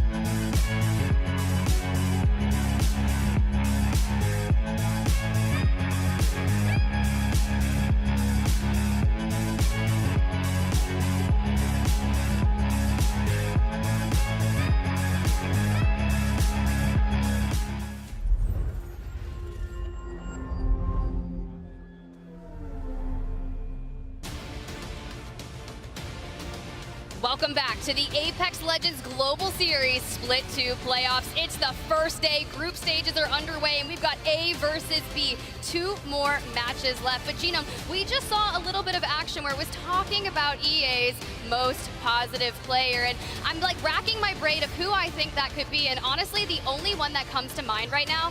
No, not the only one. Look, just hey. Monsoon, though. Monsoon from Complexity. He joined us on the desk at Split 1 playoffs, but he has qualified and he is determined to seal that ticket to champs. But man, he's just got such good vibes. Always happy every time you see him. Yeah, that's actually a fantastic pick. You know, I don't know if it's just the bias. I was thinking of Jem Burton, another guy who just stays lovely, stays positive all the time. Doesn't matter what's happening. You know, honestly, always a great guy to talk to. He really is. Every time I tune into one of his streams, it just seems all around just fun, right? And we always see Papa Jen out there supporting him, and that's just really good to see because that's the funnest part of LAN to me. Not only are the players interacting with each other from all the different regions, but it's the families that come out to support their teams. Yeah, it's really nice to see that, and there's, you know, some of those fans right now. Fire Beavers, of course, you know, a team that we've seen some cool things from today. One of the fastest armor swaps, not just in this tournament, that I have ever seen in Apex. Oh my lordy, I think it was game 2. It was. And Taskmaster, I believe this is what happened. I think he hit the armor swap literally like during a jump animation. So there was like a death box at his feet. He jumped over it. By the time his feet landed on the other side of the death box, he had a new armor. Look. It was like a Spider-Man move. He's like jumping over it, like webs the armor like onto himself, and then like, oh my. He's really known for that, right? It's just super mechanically gifted when it comes to situations like that. And during the regular season, it paid dividends. We saw just how impressive it can be when you're navigating those fights and you need to clean up or clutch up. You're the last one alive and you need to play it forward, especially on World's Edge. Some of those clutches have been there, and I want to see more. I need a Fire Beavers victory, and if you're here in the crowd in London and you're a Fire Beavers fan, make some noise. There we go. I see the jerseys out there. Look, those jerseys were on social media, the font on the back that says Fire Beavers, and I was like, hey, are you guys gonna be selling those? Because I definitely need to pick one up. Oh, look at that. I see some friendly faces right there. Oh, the beautiful original Nessie hoodie there, the yellow one. I'm definitely keen to get my hands on one of the purple ones that they've jazzed up for this event, but looks like match 5 is on the cards. that contest again. Aurora's certainly at Harvester, and I think someone's joined them. Look, I don't think Dark Zero is going to back down from Aurora in any way, shape, or form, but if you have a P2020 in the hands of your fragger Zainu, that's not what the... Double thermite hit, let's go. Okay, that changes things. Oh, it does, but not able to push, right? 20 bullets in a P2020. This is what they're trying to do, anchor that space. Jen Burton on Caustic, Mollywan on Caustic as well, but Wig, welcome to the mainstream, baby! Oh, but Zainu's so scary that even a P2020 keeps them at bay while they manage to get the revive off. Ooh, focus of attention misses.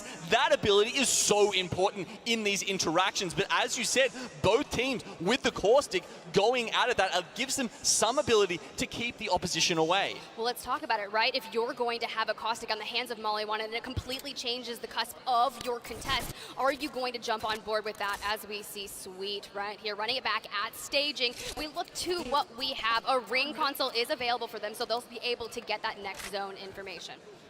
Okay, it looks like Dark Zero may have disengaged. I'm seeing one of the members actually come up towards NRG's position right now, so I don't know if they're ratting. Oh, actually, that's him. You just saw in the X-ray there on the lower half of the screen. I'm not sure if Sweet actually got the vision. Maybe he wasn't expecting someone to be there, but you can see with the pings, they're probably thinking about third-partying this contest.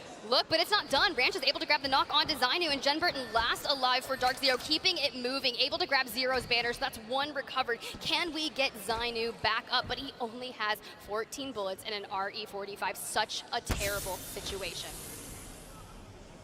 Needs the other one. You know, in the other resets we talked about, you've got a Crypto, there's a support legend, you know, maybe a Loba there that you can craft the banner. That's not going to happen here if he doesn't grab Zainu's banner. It's done and dusted for him, but Jen is going to get out with his life just barely. It looks like actually NRG, I thought that was a ping to say, hey, because you can see the kill feed, right? Like you can't see who's in it, but you see if a team goes out. So if they don't see that Aurora or Dark Zero has been eliminated, they can, you know, deduce that there's still going on. There's something happening over there. Maybe we just pull up and try and grab some of the extra KP ourselves, but they haven't done that. They've gone for the full rotate. Look, I don't think people realize just how much goes in those players' minds. They manage everything. They know just where every bit of the rotations will be. The moment this res goes off and they didn't see a team eliminated, this is going to signal to them there could potentially be one or two members from either Aurora or Dark Zero that we should take notice to. But maybe, hey, NRG playing their game because they've already made their way towards that next zone, prioritizing their rotation. We'll get someone else potentially doing that. We've got Ath down here to the southeast of Lava Siphon, and they're occupying the building in front of that vault. Sometimes you do get the Lava Siphon, you know, pulls that will go down a little bit more south. We saw one earlier that was sort of the north side of Lava Siphon, but they will pull in front of that vault tunnel occasionally. So if that happens, of course, Ath in such a great spot. Yeah, those actual zones are very tough to play, right? Especially for the teams that maintain their position in Lava Siphon. If they have to jump off the ledge and go down towards the low ground, you will typically get eaten alive on drop. Very, very true. NRG, they're going to look towards Command Center here. They've taken up a central position, gives them some of those options themselves. Of course, they did get the ring console spawn over in staging. That's probably one of the reasons why they made that quick choice. Did get to see when they pinged. Yeah, they would have pinged that earlier on, of course. And so yeah. Anyway, gets through to Lava Siphon and just having a few pot shots here. That's Crazy Raccoon, who've got the cat goo everywhere over the command center. Look, I really like the positioning here from NRG specifically. They're just holding that next ring console hostage. You think of Lava Siphon, you immediately think of the ring console that is just out that door in front of them. And if they can make a play to get that to really secure that knowledge for the end game, I think that could be really beneficial for NRG, but I can't imagine someone's gonna let them scan that. Yeah, because, you know, there's been so many iterations of, like, how you use ring consoles past, let's say, like, Zone 1. Right. Right? You know, there was the Gibby meta, where you were able to bubble it. It was pretty easy, honestly. Bang smoke. Then we had time when, yeah, you know, you pretty much couldn't do it at all unless you had Crypto. someone actually trying to come in underneath them right now. Looks like that's Blackhand. Excuse me, Blackhand. Don't you know you can't just show up on a gondola in NRG's building here, but they were able to get inside, prevent massive damage from occurring at the hands of NRG. And honestly, for them, there's no need to full send that fight just yet. No, not at all. Very risky play. Yeah, and then just to quickly go back to that, you know, they do have Rampart, though. I guess that's the only option. If they can maybe get, you know, the amped cover up in time, like perhaps, yeah, look, I agree. It's a low percentage play. I'm just trying to theory craft a little bit here. I mean, it's really tough, right? You think about the amped cover, it takes 2.5 seconds just for that lower half to be built up in a full 5+ seconds for the entirety of it to be built out. Not to mention, if you're trying to, like, section it off, maybe put 2 down, that'd be a little tough. Well, as you said, they'll be in position to do it if it even is possible. But certainly a lot of other teams will be having a look at that. Having glitch energy here.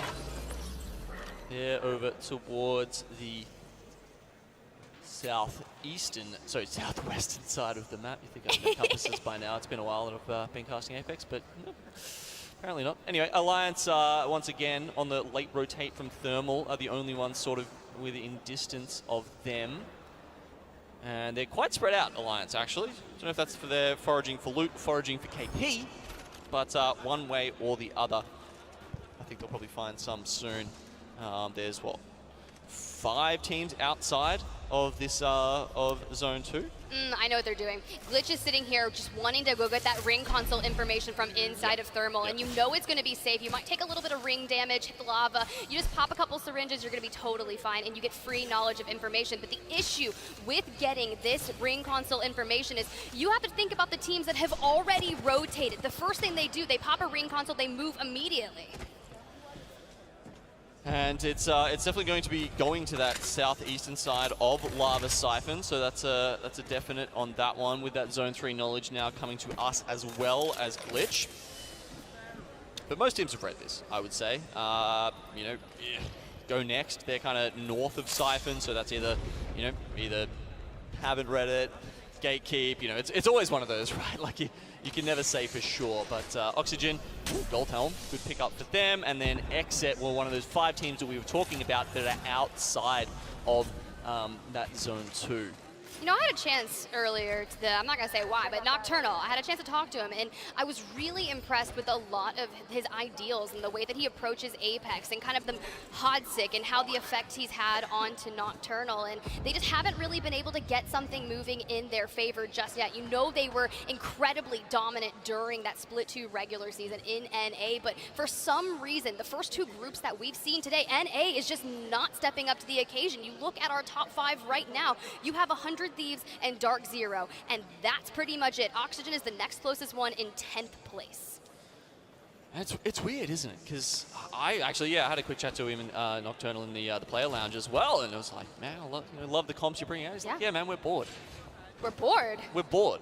Explain, my man. During the regular season, we're bored. It's too easy. NA is too easy. Like, they need to be on LAN, I feel like, almost to have that, you know, to have that, that impetus, that's something to play for, that's going to push them to play something, you know, something real, something better. But as you can see, they're going for Bang, Sia, and Horizon, which is, you know, a fairly meta comp right now. We're seeing, what's interesting about this comp, actually, Tiff, is that we're seeing, you know, teams from hyper-rotate teams like Moist, you know, 2 more aggressive teams play versions of this comp, or this comp exactly. It's interesting that just how much things have changed with the introduction of the evac tower, taking out those 100% picks like Valk, and, you know, it's just allowed people to be so much more creative.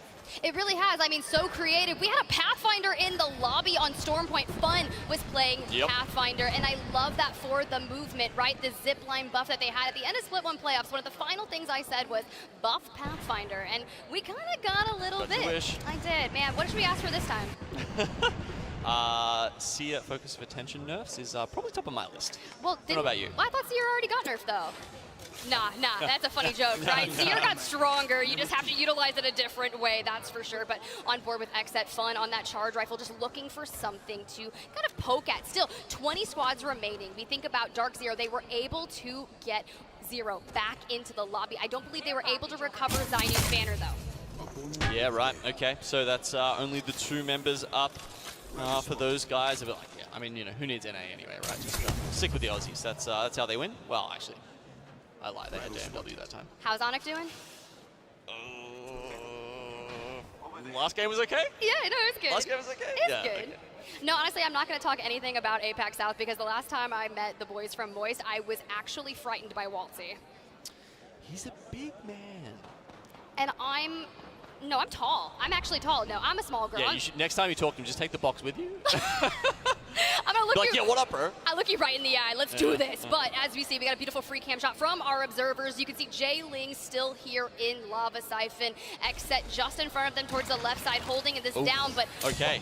100 Thieves, right? We started talking about championships earlier today, just this morning, and how mission critical it is to find yourself there. 100 Thieves is on the cusp of significantly qualifying for champs, and they need a strong performance here at Split 2 playoffs. Yeah, those stakes are high, right? I mean, there's definitely, you know, obviously stakes for this LAN, but it goes beyond that. You've always got to keep that in the back of your mind somewhere that these teams are still qualifying for one more LAN left here for year 3 of ALGS. Now we're having a look over here at Geyser, you know, Oxygen Esports, 100 Thieves, North Eption even sort of lurking in that area, but the zone has moved very much south, Tiff.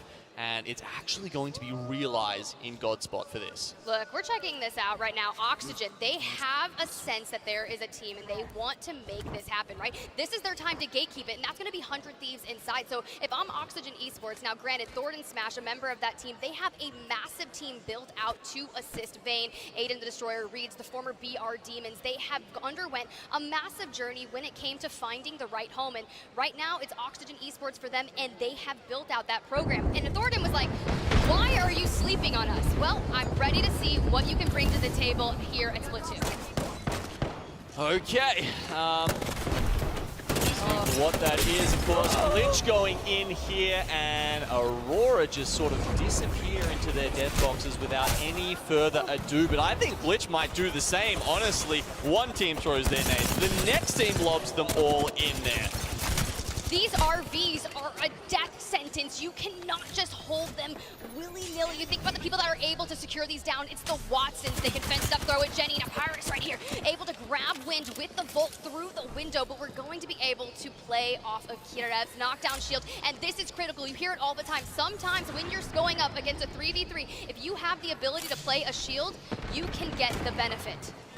Okay, they're going to knock down that reinforced door straight away. Leave No Witness is going to do just that. Glitch goes down, and they have the RB to themselves. I mean, these teams don't have that next zone information. I guess maybe that's why they're going so hard for this RV. Because right now they're playing like it's Godspot. We can tell you that it's not. It's not going to be in Ring 5. And with the way teams are set up right now, Ring 5 is going to be where everyone just gets crushed in together. Well, as round 3 begins to close, let's go ahead and take a look at where that next zone is going to start pulling towards 100 Thieves. Hey, sometimes you just get a little bit sniped. You look at your shield utility there, 1 shield bat left, and you just utilize it. But you have 13 cells, so relatively okay. Yeah, look, this it's going to be very fun to see where the next ring goes and what teams. Well, the teams are about to find that out, right? Very few of them, if any, would have the information right now. Gets revealed, okay, they have to start thinking about their next steps. You can see Alliance and Realize are going to be doing a good job down the bottom of just being able to stick it out there. Leave No Witness finally managed to reset off the back of that absolute cluster that happened down the bottom, and then you've got Crazy Raccoon in this Southern Siphon building who are also going to be in an okay spot. J-Ling's on the north side, but what my eyes are going towards is that main Lava Siphon building. There's still a ring console available to them, and if now Dark Zero, NRG, if they can fight for that information to really solidify their knowledge of where they need to go, but as we see, this is going to be a historic fight. Fire Beavers and North Eption inching ever so closely to each other, and of course, Taida on that outer edge. Fire Beavers have the advantage. If you think about it, they can gatekeep all they want, but sometimes things can turn very quickly. Oh, it's about to turn quickly. So let's just have a quick look at this map here that we've got, Tiff, because as you can see, don't get bamboozled by the Loba ult up the top. It's the white circle down the bottom. That's where the zone's going. And as you can see, nobody's in it. It's just Realize and Alliance. Everyone else in 30 seconds is going to be fighting for like a patch of dirt, pretty much. So they either need to go now, and that's where we're about to see things start to kick off. You called it, right? That north building of Lava Siphon, J-Lings, and Nags. Nags made such a splash here initially in Split 1 playoffs, and JMW, a former land winner, has the unique ability to excel extensively on Watson, and the fences are going to be able to just deny, but the knuckle clusters, the nade spam coming in from the fuses that are in the lobby are going to put a thorn in your side. Fuses. I'm just surprised that there's like fuses plural in the lobby. It's a crazy time to be alive, 2023, but I love it as well. And for this kind of zone, it's going to make it so much more fun. Hey, and the action just keeps on coming. Parka going down in the kill feed, and 100 Thieves just trying to go for a little bit of reset here. They're playing an interesting angle here, right? They can just duck down every time and utilizing the bank smoke, smoking off that line of sight, denying people from being able to look out and see a good cat wall so they can push forward. They're almost into that next zone, but North Eption, sometimes a Sasuke just falls on you, and you are going in. Good Newcastle wall from Taida as Go Next was eliminated. Yeah, I mean, 18 squads were alive a second ago. I can guarantee you that number is about to fall rapidly. Onyx going down now. North Eption trying to hold off both North and South. All right, well, let's do it. Let's jump on forward. We got to listen in with North Eption as they continue on their dominance. No.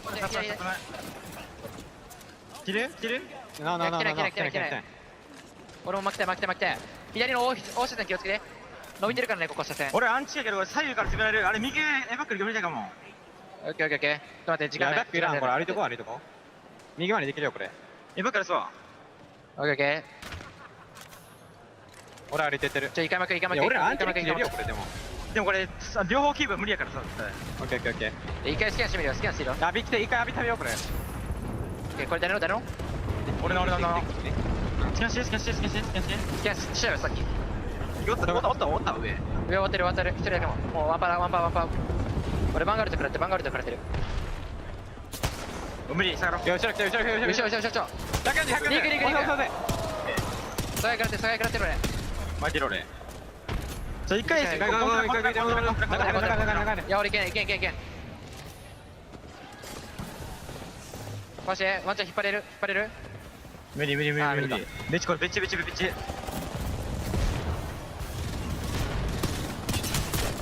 張りUnfortunately, North Eption not able to survive the onslaught. They were trying to take down Alliance, Effect able to grab the opening knock there, but Naked is performing so well here in A versus B, and they decide to 3P this, but it's Oxygen that should be on your mind. This team came in 10th place to map number 5 and are finally here to play. Yeah, they've got the high ground on one side. Realize, though, they have been down that bottom for all of this time. Finally, we do see the rotation coming out here with Val. Karumpu does pull the skyward dive, and they find the perfect position. No doubt scouted in advance by Obley and his drone. Ooh, just inside the next circle. They throw the Jenny down and immediately hop into the drone. They want to get the EMP out and make sure that they can keep on moving forward. Now, when I start to look at how this is going to go down, we've just got a couple teams left, and Alliance is all alone. Yeah, it looks like Oxygen are fighting both Realize and the zone, though they just managed to stay inside and find some cover behind those bank smokes. While these, with the 4 teams, it seems like we've got 2 separate contests here. But as they start to really find their feet again, I think we're going to see these teams start to work out where all 4 teams are playing from, and someone eventually is going to get crushed by that. Who will it be? It looks like Naked just below Oxygen. Rough spot for them, I reckon. All right, hear me out. Oxygen starts focusing on to Realize. Naked wants to look for that third party, and you can just see they are inching to make that happen. Alliance going ahead and shooting out that Jenny out from underneath them. That's a really smart move here from Hack, is waiting to use that focus of attention. It's going to go out just like that, and this is where everything is about to go out. You can see the Catalyst wall in the distance. Yeah, Alliance seem to be in an okay spot because they've got, you know, Yuki and Effect looking one way, and they can afford to have someone looking the other way, whereas the other teams very much focus just on each other. Okay, Oxygen. They needed that fight. They were running low on ammo. You got 100 rounds of ammo for 2 weapons, inclusive of the Prowler, so you wanted to take that fight, loot up the best of your abilities, and then focus on the 3 remaining squads. You have Alliance, you have Oxygen Esports, and you have Naked. All right, Oxygen Esports, they pull into the middle, not sure that's where they want to be, as Naked swing from one side and Alliance from the other. Alliance looking good from this down the bottom. Oxygen inevitably get crushed between the 2 teams. This is what we want. Oxygen Esports has been eliminated. We have a 3v3 Alliance versus Naked, and Naked able to just clean it up. They win another one from the preseason qualifiers in Year 3 Split 2. The second team from the preseason quals to make land here from APAC North. Stand up for your APAC North region. They're on fire today. Killing it. People were counting them out before we came into them. I counted them out in that last fight, and they're showing everybody up at the moment. So let's talk a little bit more about how that went down, right? We had the 3 remaining squads, but Naked was always just hanging back, utilizing that rock as cover and just playing it safe. They were looking for a third party. They knew if they could be the one doing the third partying, that they would come out on top, and they were able to just clean it up. Yeah, it was... Look, honestly, probably a little bit lucky for Naked that the initial 2 fights didn't kind of come to anything because at that point, everything got reset. Pretty much every team managed to get back to full health, to full shields, and then that just completely changed the dynamic. It was an interesting dynamic, and prior to this, I had a chance to speak to Naked's analyst, and they provided a lot of information surrounding this trio. The IGL is Leica, and one quote that just goes to show how important this team is. Now, not only are they mechanically gifted, but the analyst said, if Leica says a black crow is white, then it is absolute, and that crow is white. You must trust in your IGL, and Leica obviously knows what they're doing. We've seen it time and time again in Apex, you know, an IGL who commands their team. They don't ask questions, they give orders. And yeah, the decisive way that Naked really took several of those last fights in the last just few minutes of it honestly speak to the Leica's ability there. Well, this is exactly what they want, right? A vs. B is their first showing here at Split 2 playoffs, and when I was talking to the analyst, they had mentioned, I was like, what team are you most excited to see? And they had actually mentioned North Epson, who was inside this grouping match playoffs, and they're like, they're a very respected team here in the APAC North region, incredibly talented. You can see just how well the immediate time that Taida needs to throw down that Newcastle wall, just instantly throws it and starts healing. Then he also throws up the shield for the back cover. Like, a good Newcastle is something that is so pivotal. I could never, but watching it is so beautiful. Yeah, look, it's a pick I certainly had some reservations about coming into this LAN. We've heard Alliance talk about it a lot. Of course, they were the one who probably played it the most, or at least had the most impact, did the best on it throughout Split 2, I think, of any of the regions, honestly. And they've talked about how it helps them be consistent, right? It helps them with their resets. Of course, his you know, passive in Retrieve the Wounded, you know, really helps you get up in situations where otherwise you just wouldn't be able to. Yeah, it is really challenging, right? But as we get a look back at that final circle, Realize has just been eliminated. Pinky with a Graver in hand, trying to shoot through that catwall, not going to connect. 4 bullets in the chamber. But this is what I'm talking about, right? They're utilizing this rock for cover. They don't want to overextend because it's not necessary just yet. But if you can get an opening damage and maybe force the other 2 teams to engage with each other's first, they're looking for the third party. Let's watch them, how they take this first 3v3, I feel like was probably the key one. Okay, yeah, so the 2 teams down the bottom just engaging, exposing their backs to them. That makes it pretty easy, and I think that team in the middle, Oxygen Esports, did enough damage that really it made this final one not too bad at all, with Alpha just coming down off the gravity lift to finish it off. Okay, right, so I think from their POV, that final fight made a lot more sense. So it was really actually taking out Realize that kind of got that got Naked in the winning position there, because Alliance and Oxygen griefed each other enough that it felt like Naked was always going to win that top 3. It's true, and they've been so consistent, even throughout international scrims, that these teams were duking it out, fighting for POYs throughout the weeks leading up to Split 2 playoffs, and you constantly heard it. They were underdogs. As we jump over to the back half of this 20th place Aurora, the contest went a little bit uneasy for them against Dark Zero, with Dark Zero actually being able to make it out, but Glitch, even though they went out a little bit earlier, still able to grab 3 KP alongside ATH as well. Onyx not going to be happy with the 0 there. Of course, it was a 0 for the first 2 games for them, so just way too many donuts. It's like a Krispy Kreme store in there or something for those guys so far today in 20th spot, well off the pace. 35 points we were saying they need you know, to make into the winners bracket, as you would have expected them to do, and they are just so far below that right now. You know, in complete contrast to that, you've got Alliance on 60, Naked on 56, who are actually getting some real front runners in this series, I think, unlike the first series, which was quite tight. They are incredibly consistent, and Dark Zero, even with the contest on Stormpoint, and they're all 38 points, it's really not that bad. Leave no witness, go next. A lot of these heavy-hitting teams from other regions coming in and just showing out. But Fire Beavers and Aurora, we have one more map, and honestly, I still need to see another EMEA victory. But speaking of EMEA, look, I heard we've got a really cool interview with Blaze, so I'm gonna throw it to you. Who do you have to speak to us?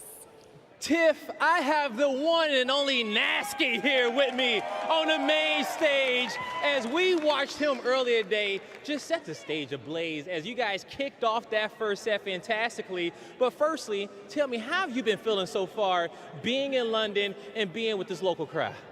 I mean, we're back here. First time, it was a horrible feeling because we didn't play too well, but the vibes here are still great. Vibes here are phenomenal. Great. Let's keep it at that. Yeah. And it's awesome, obviously. It has been awesome, okay? And if I'm not mistaken, I want to say you got the first kill of the tournament to kick off our broadcast. And the Pioneers was looking great, but you guys did fall towards that loser bracket. Tell me about how y'all feeling and how y'all going to bounce back tomorrow. We're not quite there in loser bracket, and we definitely won't be there this time, because tomorrow we're going to take it away. I promise you. I'm feeling good. We're feeling good. And you'll see. Yeah, you're not in losers bracket just yet. We got to tally up all those points from the groups, but you guys got some points on the board and looking good. But my next question is that what do you want to say to these Pioneers fans and these fans that's just cheering for you behind me and getting wild over here? All I'm going to say is that tomorrow we're going to put on a show for you guys. It's going to be great. It's going to be a great show from Nasky and the Pioneers here in London, but he needs to go get ready and get some rest because I know he's ready to go. But that's going to do it for us for now. Tiff, Genome, take us back. Hey, thank you so much, Blaze. Always good to hear from Nasky. Honestly, you really never know what he's going to say. Kind of like myself, Genome. You never know. Surprise package, yeah. Yeah, something you've got in common. Agreed. Hey, it's not a bad thing to have in common, let me tell you that. Yeah, look, Nasky's got some qualities. Some of them, yeah, I'd take some of them.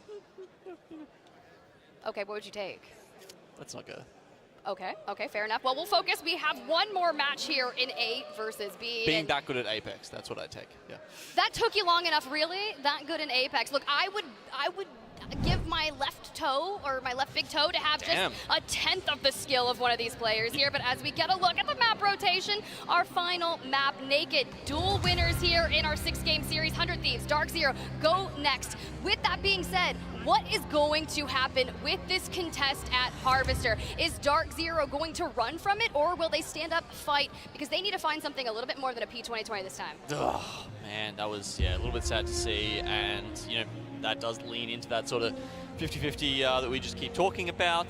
That said, you know, Dark Zero have so much faith in themselves, right? Like, that's how you get 2 titles. That's how you lift the trophy. That's why, you know, Zero won the MVP in Sweden, because they just have that, like, yeah, just unshakable faith in how good they are at Apex. And from talking to them, I think they did pretty well in their contest throughout scrims, right?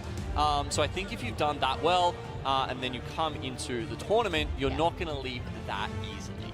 No, I wouldn't leave. I mean, look, you're a former LAN champion. This is your time to show up, show out with that confidence. You got Alliance on your screen, a little bit of a radio. I see Piet in the background. Effect has the best hair. Hack is, you might be a close second there, buddy.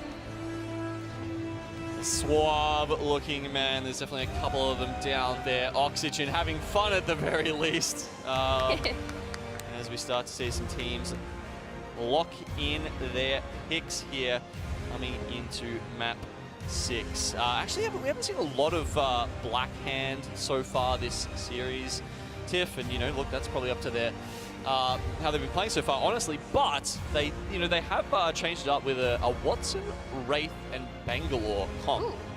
Exactly for World's Edge. It's Strafing Flame called it his brainchild. Brainchild. Yeah, they said, look, we've got a weaker POI, so we need to change up something to make this work. We're going to go for this really cool rotate comp. Rely on the evac towers for early, and then have the Wraith portals for later. And I honestly think it's a decent pick. At least the Wraith. I feel like Wraith at the moment is a little underutilized when you do consider how prevalent evac towers are at the moment. I really don't mind the Watson because every bit that I've seen of Blackhand, their ability to just maintain a location, specifically when they took that gondola in map number 2 towards Lava Siphon. But here we go. We're running it back for the contest. And this time Dark Zero was going for the loot on the bottom, but Zero doesn't have a gun. Yeah, I mean, did all 3 members go down there, or were there 2, or like was that Aurora members and Dark Zero members trying to slide through and grab that? Hard to say, honestly, but it does look like we've got a similar split to last time, as in Aurora playing from that mid room where they get all the pills, and then Dark Zero on the lower portion of the map, which I feel like, yeah, honestly, the loot not necessarily as good down there. I mean, yeah, having, what is it, like 4-6 pills in that middle room is pretty gas. Usually you find at least 1 shield in there, and a lot of these teams, they'll have specific looting paths for contests. And that makes a big difference. Like, you hear Raven talk about it, especially at Lava Siphon when TSM does it, but Harvester, you mentioned it, right? Had that high ground, that middle room, but this forces them to kind of run out through the snake tentacle of this area, and it's tough. No, it's literally down to like the patch of loot on the ground sometimes, just trying to work out exactly where they can get that first gun. Of course, there's guaranteed weapon spawns, right, that you can plan your contest around. That knowledge does exist somewhere. I'll just go mine it for us. We'll get it. Where is our weapon that is not a P2020 so we can really excel in this? But Jen Burton just getting completely lit up. Has a Nemesis, 44 bullets to spare, and a Spitty. So I think that this is okay to turn around and go back now, but you've already burned through a chunk of health. Yeah, I mean, there's not more than like a single clip in reserve for Dark Zero right now. We just saw them take some damage. I mean, come on! Blue, purple, how on earth are they going to turn this around? I mean, Maliwan only has 8 bullets in the G7 Scout, so he has to have a very high accuracy. And okay, look at that, 3 stacks of ammo. No, this is it. Dark Zero, take your loss here and just kind of continue that looting pattern forward. Yeah, well, I think because of... No, Zainu's going down. Oh, no. I was just about to say, because of where the circle is right now, they might actually think about just playing in the snake and fortifying the position, with the core stick and just seeing what can happen. But no, that pick on Zainu, I'd say, will probably get this done. Unless some massive shots come out, Ranchers almost risks that, but they still do have the other 2 members who can go toe-to-toe with DZ. The issue here for Aurora is they have good shield utility, but they don't have a lot of ammo, but it doesn't matter. They're able to get a shield crack and deal significant damage there with the Havoc. They just need to clean it up, and a little bit of Mozambique going ham with the Mozam. There is no way they can bring this back, right? Not with that disadvantage on the shield. Zero, Prowler Vault. Can he actually do this? We've got some people ticking in the gas here. It's a 1v1. Jen Burton, he's already done 449 damage in this context. You can deal all the damage you want, but it doesn't matter if you're not getting the eliminations. Jen Burton, keep crawling forward, utilizing your shield from your teammate. But he's gonna go for the res. He might get it. Okay, Bleed, he has time to get that ultimate down. Is it enough? Oh, it went down to the last 25 health. Look, oh my God, and a third party. That contest took way too long, and look who it is. Black Hand is coming in. They want a piece of the action. They get there just in time. Jailing's actually also in Harvester right now, so one way or another, that contest was going to see the end of both of them. So let's talk about this, right? Because you had mentioned the Watson pick. There is a ring console at Harvester, so maybe they had already anticipated that the contest would have been finished, and they were looking for the ring console information and just happened to come down on the end of a third party, pick up one elimination. It was like a little free gift, you know? Free gift with purchase. Yeah, we'll take those every now and then. Take a freebie. Now look, we've also got some action happening down here at Thermal Station, or today up here at Thermal Station, and Alliance saying this is our home, get out. Will go down. Look, I just want to touch on the scores quickly, Tiff, because, you know, honestly, I think Dark Zero are happy with that result. They're sitting up at 38 points. They've got they're like, all right, cool, job done for this series already. Whereas Aurora are sitting down at 27. Okay, so they picked up more points throughout the series. Dark Zero, honestly, they just don't want to be in the same bracket, in the same finals as Aurora. Because if they can get rid of those other teams that play Harvester, all of a sudden, it frees up for them. You just hit the head on the nail. It is all about freeing your POI up for the finals lobby on Sunday. And speaking of freeing up that POI, Alliance, right? They want Thermal Station to themselves. They want Lightning Rod on Stormpoint to themselves. And by continuously placing first in their first showing here for A versus B, carry that momentum forward, they should have no issue. It's been their home for such a long time that, yeah, it almost feels kind of tough for anyone else to really come and take that away from them, especially not with how well they've been playing and how scary some of these players are to go up against. A nice catwall there actually kind of denies them, so, you know, good job from Crazy Raccoon. This is going to be a really unique fight right here. I was talking to Pierre from Alliance, and he was talking about kind of the legend composition that they were going to be working towards this week in Split 2 playoffs, and it all comes down to Yuki, right? We've seen Yuki play Rampart, excel on it. Now, he's also going for that Caustic. That was the big change that they made. You've even seen Hackis double down and dabble with Newcastle. Back on the Seer, though, specifically since the changes had happened, and it's really paying off. Yeah, just speaking to Alliance's flexibility, they're, you know, like other top teams in their region, right? You know, especially Exet, I would say, in a similar mold where they can seemingly play a lot of things and be very, very successful on them. That has, I think, been one of the biggest things that when I was reaching out, talking to coaches, talking to analysts, that they were working on for those teams. It was having a multitude of different legend compositions that they could utilize, especially as our lobbies start to advance from the group stages to bracket. It's being adaptable, because they said that was their biggest weakness and kind of led to not making the finals in some of the areas, especially North Eption. North Eption, you mentioned them. Guess where they are? No, look, we don't even need to go there. Obviously, they're in the zone. And having a look at some of the teams who are still, who are sorry, not in the zone, in the ring, I should say. In the zone, of course, many of the fast rotate teams around them. So, you know, they've read this as a thermal circle, certainly. NRG have come in quite quickly. They're holding their houses on top of the north of Thermal. We've got Onic who've come across from Tree, and they're holding Dorito down the back. So teams aren't reading this as like a far back, you know, thermal circle that's already been kind of cut off. They're thinking it's going to end up probably somewhere in the middle. Look, they may be way outside in the ring, but this is a strat that is working for them, right? They're running the Bloodhound. They have the recon character. There's a survey beacon available to them. So I love that Satsuki is able to just go ahead and smoke it out, even though they're so far out. No one should be remotely near them. Every precaution matters. Yeah. Look, yeah, is 20 points. Is that working? That's my question. Not yet. Not yet. You think back to Split 1 playoffs. Where did they end in the group stages, Genome? Second. Damn. I mean, they weren't in the finals lobby, but don't worry, we're making changes here. Let's talk about it, right? Before Split 1 playoffs, North Eption had only been a team for 6 months. That was their first time on LAN together. They were in the preseason quals alongside Naked. So this just goes to show you how long APAC North as a region has been working on leveling up and finding the best teams, the best talent to come forth at a global LAN and say, you know what, maybe it's our time to hoist the trophy. Yeah, look, maybe a bit of a changing of the guard over there in Japan and Korea.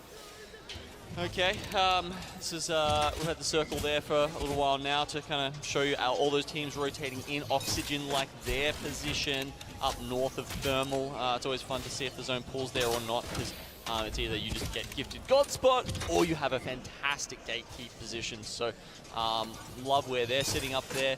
100, Thieves, oh, it's a little bit rough for them, but of course they're coming from East Skyhook. That's a rough rotation all the way down. You know, you're coming in behind teams from, you know, Landslide, from Lava Fissure and Staging that you know are just going to rotate faster than you. Look, I don't know what's going on with all these southern zones today. It's been kind of crazy, but Alliance has now had 2 World's Edge zones where they really haven't had to go super far, and it's in their benefit. It's probably why they're in first place at this point, or maybe it's just their skill. Maybe it's Effect's first time on LAN. I was alluding to some of the interviews that he'd been giving out, talking about one-clipping people, and it is working. Yeah, a little bit column, a little bit combi, I think, for them, honestly. Yeah, it has favored them for sure, but they are just a monumentally impressive team. And, you know, there's someone who knows how to play a home circle. There's someone who knows how to craft up and just deal with the rest of the lobby summarily. Looking at this zone, now that we are able to get a good picture of it, Fire Beavers going through Harvester once again. This is the same rotation that we had witnessed them make when the zone was pulling towards Staging earlier today. But the issue with this was their rotation out of Harvester. They had kind of made the wrong choice in a sense. They went through 3 different options. There's like plan A, plan B, plan C, and then it didn't work out. When you really should have went for plan A. So I look at this, I see Xset looming down the horizon, similarly to where J-Lings had positioned themselves. Yeah, true. What's the choice Fire Beavers makes here now? Yeah, I mean, obviously it is a different zone, right? But you are right that, you know, it could be a similar choice there for Fire Beavers. I don't know if Xset's the team I'm trying to throw myself at, honestly. That's a little bit of a scary one, but, you know, Naked to the south of them, you know, no easy beats either. But you're right, you know, Fire Beavers left it way too late last time, and I would like them to commit a little bit earlier if that's their plan. Why is it that when we're talking about someone being late, we always cut to a little bit of North Eption POV here as they're making their way just on the outskirts of Lava Siphon? They're going to look to rotate in to the northwestern side of Tree, but the issue is a lot of teams are working on solidifying their back, right? Round 3 is about to be underway and is just now, so the ring is really going to start to hurt. But there's still a possibility to survive, and if anyone can survive in this ring, it is Taida, it is North Eption. I'm wondering if at this point it's so predictable that North Eption are going to be rotating in, you know, sometime in maybe Zone 3, that teams are just gatekeeping that, right? Like, you know, a team like Go Next is literally, you can see they're actually quite spread out right now. There's 2 of them in the tunnel, one of them at the southeast buildings from Thermal. They might just be looking out for those guys and be like, hey, all right, we'll just bomb that and then try and grab them as they come into the zone. We were talking about this Xset and Fire Beavers exhibit. Hey, dabbling with it fun, not necessarily looking to enact that just yet, because I believe the Fire Beavers here decided to throw down the Rolling Thunder, all of the funness from the bang. And maybe it's time to disengage, because you can already see that Xset is like, you know, we are going to do a negative rotation out and towards that zone to reposition ourselves, because we haven't necessarily had the best day so far. Smart teams they never want to take a fight with a disadvantage, right? So all these ultimates coming out, bam, disengage. But they're still kind of in the same spot. So, yeah, they didn't go very far. Exactly. They've gone around the other side, the other exit from the tunnel, and they may run into each other very soon. But some other teams, of course, being forced into those positions as well. We've got SC Destroy as well as Blackhand down here. Honestly, FC Destroy is such a cool name, and Hammer Drill, he wants to lay the hammer down, the axe coming out, but he gets dropped. They do have the Jetty available. Yuka going down to Pinata, last alive for the team, able to get a knock on a strafing lane, and Blackhand is eliminated. Gotta get a shield swap, take care of yourself first, because I can hear the triple take shots coming from high ground. Yeah, I don't think that was a clean 3v3, was it? There were definitely a couple of other parties getting involved there, but again, the Newcastle with the reposition does allow them to get at least 2 back into that. Interesting spot to play, honestly. I feel like it's almost good until someone else sees you behind that box, and then, as you saw, they can wrap you from every side. It's tough, right? You're holding this corner, but if you are going to have someone in a precarious situation, you want the Newcastle with the wall, not available, does have the shield, but it's not as good as having a wall, but I don't think this is where they want to stay. We want to prioritize maybe getting Hammer Drill back into the lobby. Okay, it looks like Leave No Witness and Naked kind of running into each other, and maybe even Xset and Fire Beavers up the top as well. I dare say some of these teams up to the north side of the map are probably going to get into some fights. Alpha able to grab a knock. The entry into the fight is occurring, and they need to keep pushing forward because the ring is at their back, and you don't want damage from the ring while you're in a 3v3 fight. Some teams might not be able to avoid it here, and here are one of those ones that we were talking about. Leave No Witness will not get the better of Naked. Meanwhile, it's not just Exet and Fire Beavers. We're glitching 100 Thieves as well to the north of them. Who knows what's going to happen with that fight and who's going to start it off. Look, if Naked can perform incredibly well here in this 6th map, we could see a duking out for that overall position here in A versus B. But we get a good look a little bit. Hey, let's find some shield swaps. Let's see what's happening. Meanwhile, Bambino, FC Destroy eliminated, 13 squads remaining. Okay, and this is where the tension is high on the map right now. Okay, Fire Beavers, Exet, they've been dancing around each other for minutes, but now 100 Thieves also in the fray. Sometimes they call it the Dance of Dragons, but here today it's the Dance of Demons. Fun, throwing up the Seer exhibit, looking for that information, focus of attention, ready to go up, maybe silence them out, gives you just a couple seconds to be able to slow those enemies down. But 100 Thieves, they still have to rotate in, but they have the high ground, and all this chaotic mess is just in front of them. Still looking for an opportunity to get in there, but with 100 Thieves looking directly down on top of them, you know, Exet, they were just climbing up the walls. It was like, how are they honestly going to get out of this situation, especially with Fire Beavers looking at them as well? Evac tower available, but you can see Exet running into a little bit of trouble here, forced to go inside the train cart, losing out on Fun, getting knocked. Now Sykes and Nocturnal, here's the deal though, they have a Bang Smoke available, but once they have that opening knock, there's gonna be a full set. Panic, able to grab another knock. Sykes last alive. Exet, you're split to winners of North America going out early again. Yeah, this time it's the smart choice from Fire Beavers. They don't engage on that, and they're going to join NRG in the buildings north of Thermal Station. Little do they know, though, that's not where it ends. To the left there, you see the Dorito building on the bottom of your screen. Onyx Esports occupy it, and they are in the prime position in this game. Onyx really on the same trajectory as FaZe as we had witnessed, but NRG, Sweet, Nathan, and Guild, nade spamming. You see the shield crack occurring, but Sweet is 1 HP and a dream, but you've got to get back at 9 imps, though. The res coming in super quick. The ability to reset for the Fire Beavers is insanely fast. I'm going to have to time it one of these days. I believe NRG were trying to split hold those buildings, but at this point, it's just too small for that, right? So I think they managed to get the knock onto Fire Beavers, and then they say, okay, this is getting too risky, we've got to pull back. Northeption eliminated, and Fire Beavers are in trouble. Oilraid is going to have to hold on, but it's not going to be enough. 100 Thieves asserting their dominance and taking this space away. See NRG profiting from it as well. The Loba ult managing to grab them even more loot there from the fight that they didn't even have to participate in. But hey, they've all got red armor now. Hey, look, sometimes you just gotta say 100 T. Now that was a W there. 100 wins for Nathan and Co. Just utilizing that black market, ripping the shields away from them. But Alliance, they are now officially going to have to leave their drop spot POI. It is time, now or never. 8 squads remaining, but they're on double-digit eliminations. Yeah, wow, 10 kills for Alliance. This is an absolute bomb of a game, as you would expect if it pulls straight down to them, but they're not done yet. Effect might be 1 HP left. Can his teammates keep him alive? Well, they win the fight, but they need to get this reset. They don't want to just leave it at 12. Suddenly, someone's dropping on top of them, or is it just the shots coming afar from Crazy Raccoon? Oh, it is. This is the negative aspect of letting Crazy Raccoon leave in the donut building here in Thermal Station, right? They had moved in on Alliance, and now just trying to survive. Oh, but they've got to get this res off. I mean, look at this, 4 seconds left. Crazy Raccoon are looking at it, but they're not in the zone. They need to make this happen right now. Oh, but they have an evac tower. Hackus, drop that evac tower. You're going to have to heal up as quickly as possible and make your move, because it is now or never. Time is of the essence, hitting the grab lift, prioritizing. This is where that gold shield is going to pay dividends, because you only have to do cells. But Yuki, he gets stunned and is slowed, and that ring is at his back.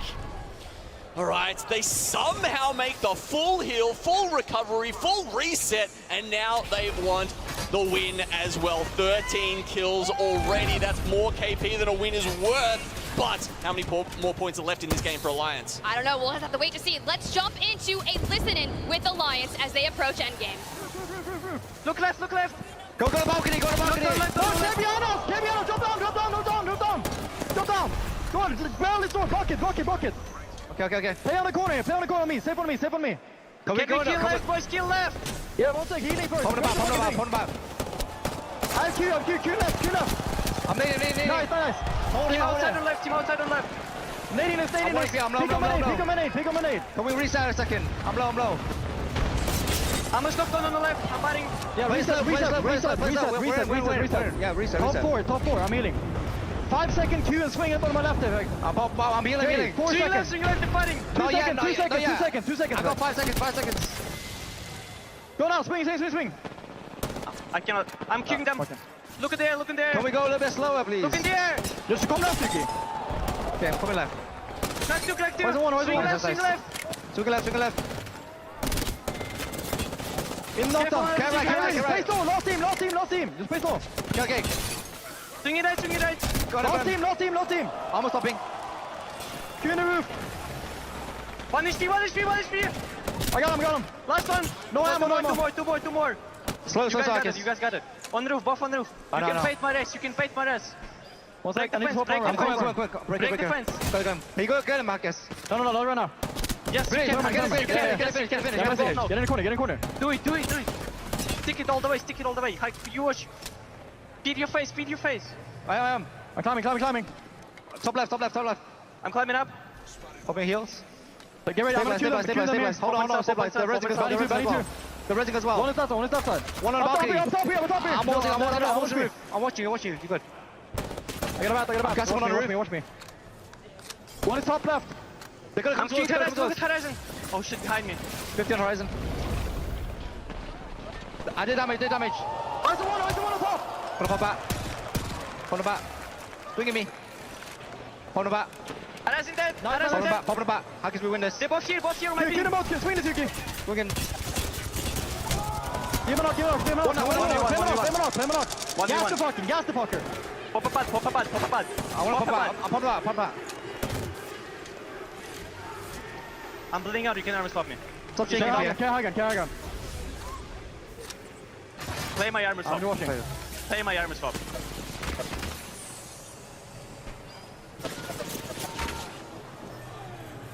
Got the runner. Armor swap me. Armor swap. Haki, scroll closer. I'm going closer. Swing on the barrel. Yeah, go in. Give me knock. Fuck me, man. Nice try.